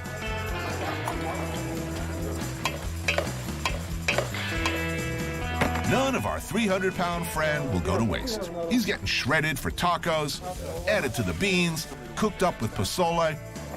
It's going in the chili, red or green. Oh yeah, that's gonna be beautiful. The tenderloin I set aside for a little time on the grill. Everyone here has put in a lot of work, and they're hungry. Time to eat. I didn't know the show was about this, but I've been thinking about it a lot. This sort of cowboys, Mexicans, Indian, romantic ideal. I mean, a lot of Easterners came out here and fell in love with this romantic notion of the West and wanted to come out here and sort of kind of create their own version of the West. Was that a good thing? That's what helps us as a people, as a native culture, as a culture that's been here for these years. We invite you to come and to enjoy what we partake in. I mean, the Indians had the beans and the chili and the corn. The Spanish people brought the pork. I mean, and we put that together and we have this meal here. People love the native culture. They love the Hispanic culture here. And it wasn't always that way when I was younger. You played cowboys and Indians as a kid. If there's one American iconic hero, it's the lone cowboy. Does that have any resonance at all out here? Every culture here, Mexican, Spanish, Pueblo, reservation, white, we all are cowboys here. I am a native New Mexican. I've gone through strange phases of like my ownership of this place. It's this weird mixed bag of everything here all the time, and that is the identity. I don't know, it allows a certain freedom. My desire to wear cowboy boots and put a hat on right now, you're sympathetic to that? Well, I'm from New Mexico, and yes, I would also like to put my curse word kicking boots and a hat. It's very kind of you, thank you. Well, sure. Tony, I got a question for you. What do you think of New Mexico? Kind of, what are your thoughts? I'm going to try to boil it down to a simple statement. If you're an Easterner and you come out to New Mexico, you start to see metaphors in everything. But actually, if you were to stretch a little bit, you could say that New Mexico is a perfect metaphor for America. It is a total mutation.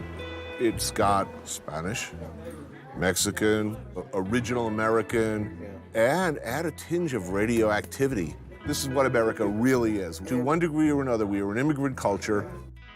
We are a gun culture. expression of American power and identity has always been the lone cowboy with a gun. That goes deep.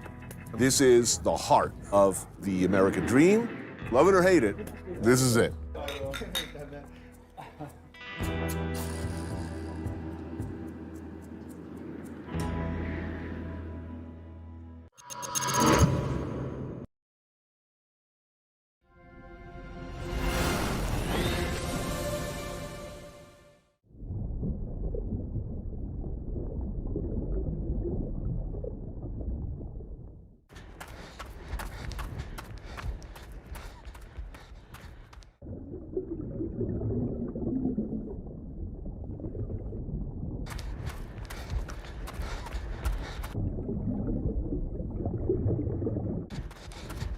I went looking for the dream of Africa. I woke up in Tanzania.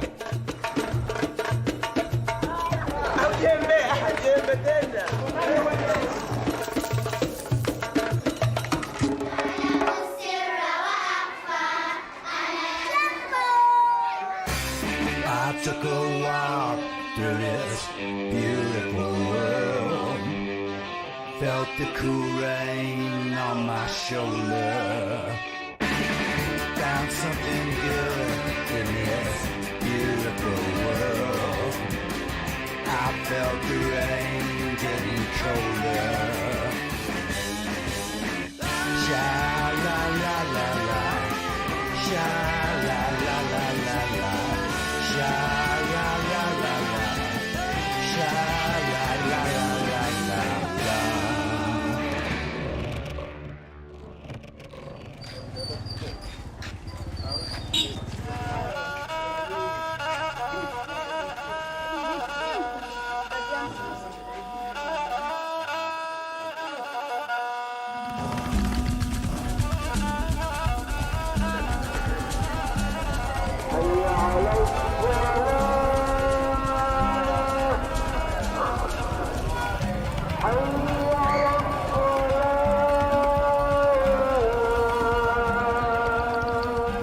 The narrow streets and neatly dressed school children of Zanzibar's Stone Town make it feel like a very different Africa than I've ever known. It's tight, small. The architecture speaks of many layers, of a hierarchy long gone, but still evident. The famous Zanzibari doors, for instance, meticulously carved of mahogany and teak. The patterns reveal details of the original inhabitants' ethnicity and professions. Brass spikes evoke similar doors in India. The lotus flower, a historically Egyptian symbol, is meant to promote fertility. And chains, a reminder that this once was a central hub of the slave trade.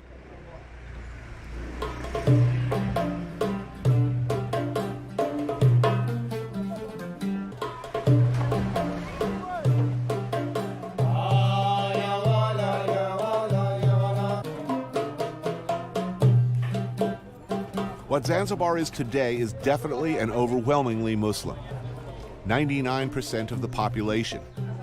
And you see its strong influence everywhere you look. The children in hijab coming from the madrasa. The streets are neat, and private homes, even of the very poor, are maintained with great pride. The call to prayer, 5 times a day. Zanzibar, part of Tanzania but also a semi-autonomous state, sits just 30 miles off the coast of the mainland. The minute you cross the ocean from mainland, the minute you enter Stone Town, you feel like you're in a different country, and a different culture, different vibe. Saleh Said is a native Zanzibari and former tour guide, and he knows his way around these parts. So, what are our options here? This is what we call mandazi. Mandazi, a classic Swahili treat, basically an African donut or flipper. And bahiyas, a fried lentil fritter, Indian, spiced with cumin, turmeric, and coriander. Grab a cup of coffee? Yeah, let's do it. If you live here, if you're from here, chances are you start your day with some bitter, spiced coffee, talk about the issues of the day. Politics for one, maybe a pastry. You like yours? Oh, that's good. So you're born and bred here? In Zanzibar. How long has your family been here? How far back you guys go? I'm half Indian, half African, and my mother's been here 4th generation. 4th generation, so that's starting out in? Late 1700. Wow. So who built Stonetown? Who built this neighborhood? The construction started in about 1830s during the Portuguese colony. We had Portuguese, yeah? Right. Omanis stayed from 1846. They left in 1964, but they lost a lot of power in 1896. Confused? Let's take a step back.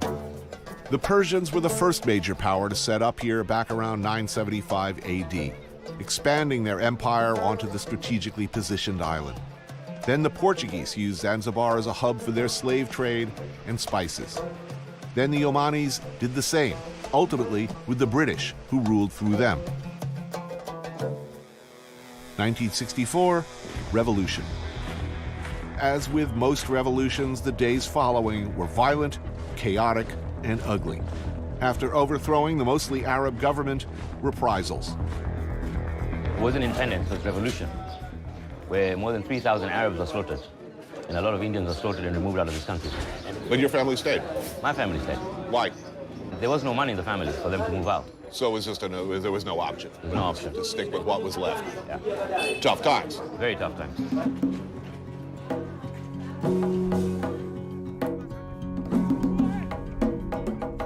And about 2 hours from Stonetown, this is Jambiani, a tiny fishing village.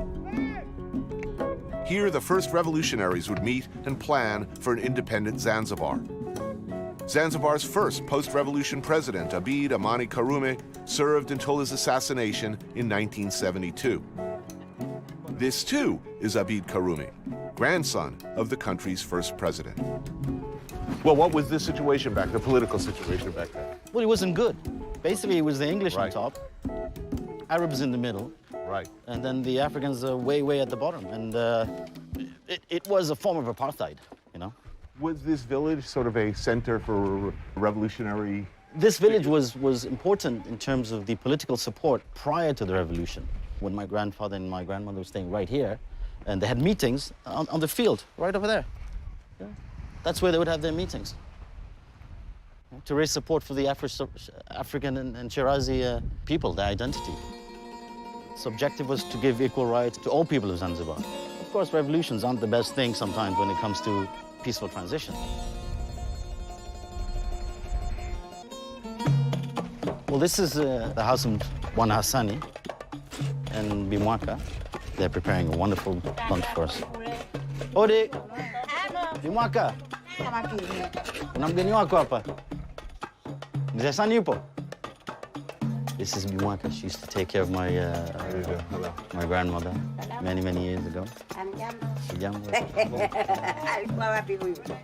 Basi tunaelekea ukasani. I'm looking forward to lunch. Bimwaka was a close family friend to Abid and his grandparents, and she's putting together quite a spread. Coconut rice, freshly caught fish called tassi simmered in broth of garlic and lime, topped with mchuzi, a fresh salad of chopped tomato, eggplant, cucumber, and potato.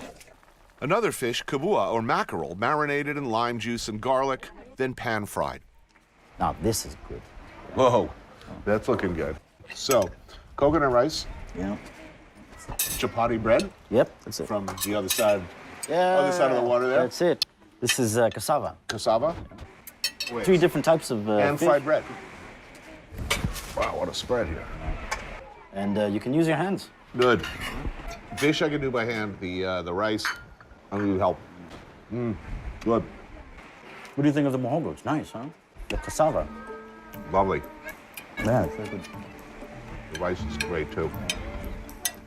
Whatever your feelings on revolutions, it is probably worth remembering that they start in places like this, people talking. And when they are won, they are often won by people who sat at the feet of the original planners, people who look like this. Look at all these kids. Watch out, future revolutionaries. Exactly. New ideas coming in that change things come from them. Think about it. I mean, the challenges we face as a as a small island country. I mean, doesn't the whole world face a similar challenge? Yeah. How to preserve all these things, how to find balance. For me, I see Africa as a whole. I see a very interesting time. Hopeful? I'm very hopeful, actually. Optimistic? I am optimistic. I think the Zanzibar people are great people. And if given the opportunities, I think they can put a lot on the table, not only for themselves, but also for the culture of East Africa, and possibly even the world. I think they're great people. Why not? Sky's the limit, right?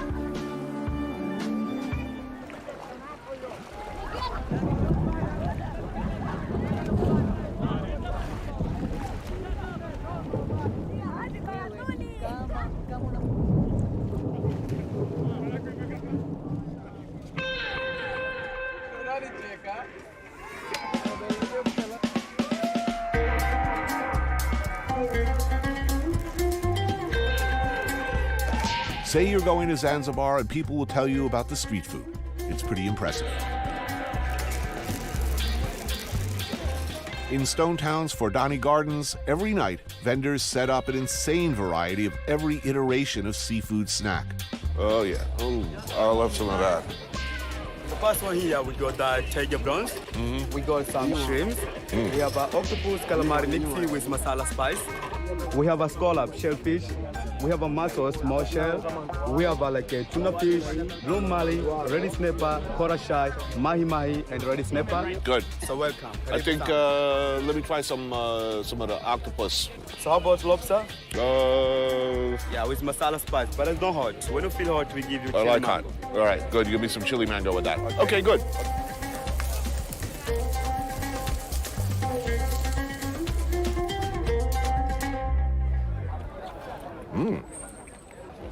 Octopus, chewy but tasty.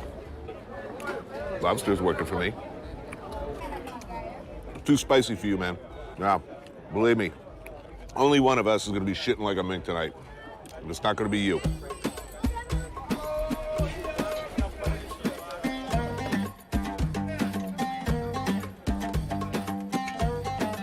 Ooh, the famous Zanzibar pizza. Awesome. Carrot onion, beef, tomato fresh, cheese, mayonnaise with egg. Sounds awesome to me.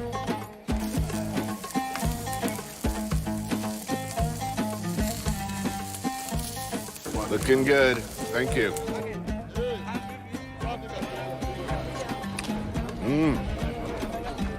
Weird and wonderful and damn. These stands are extremely popular with locals and visitors alike, so of course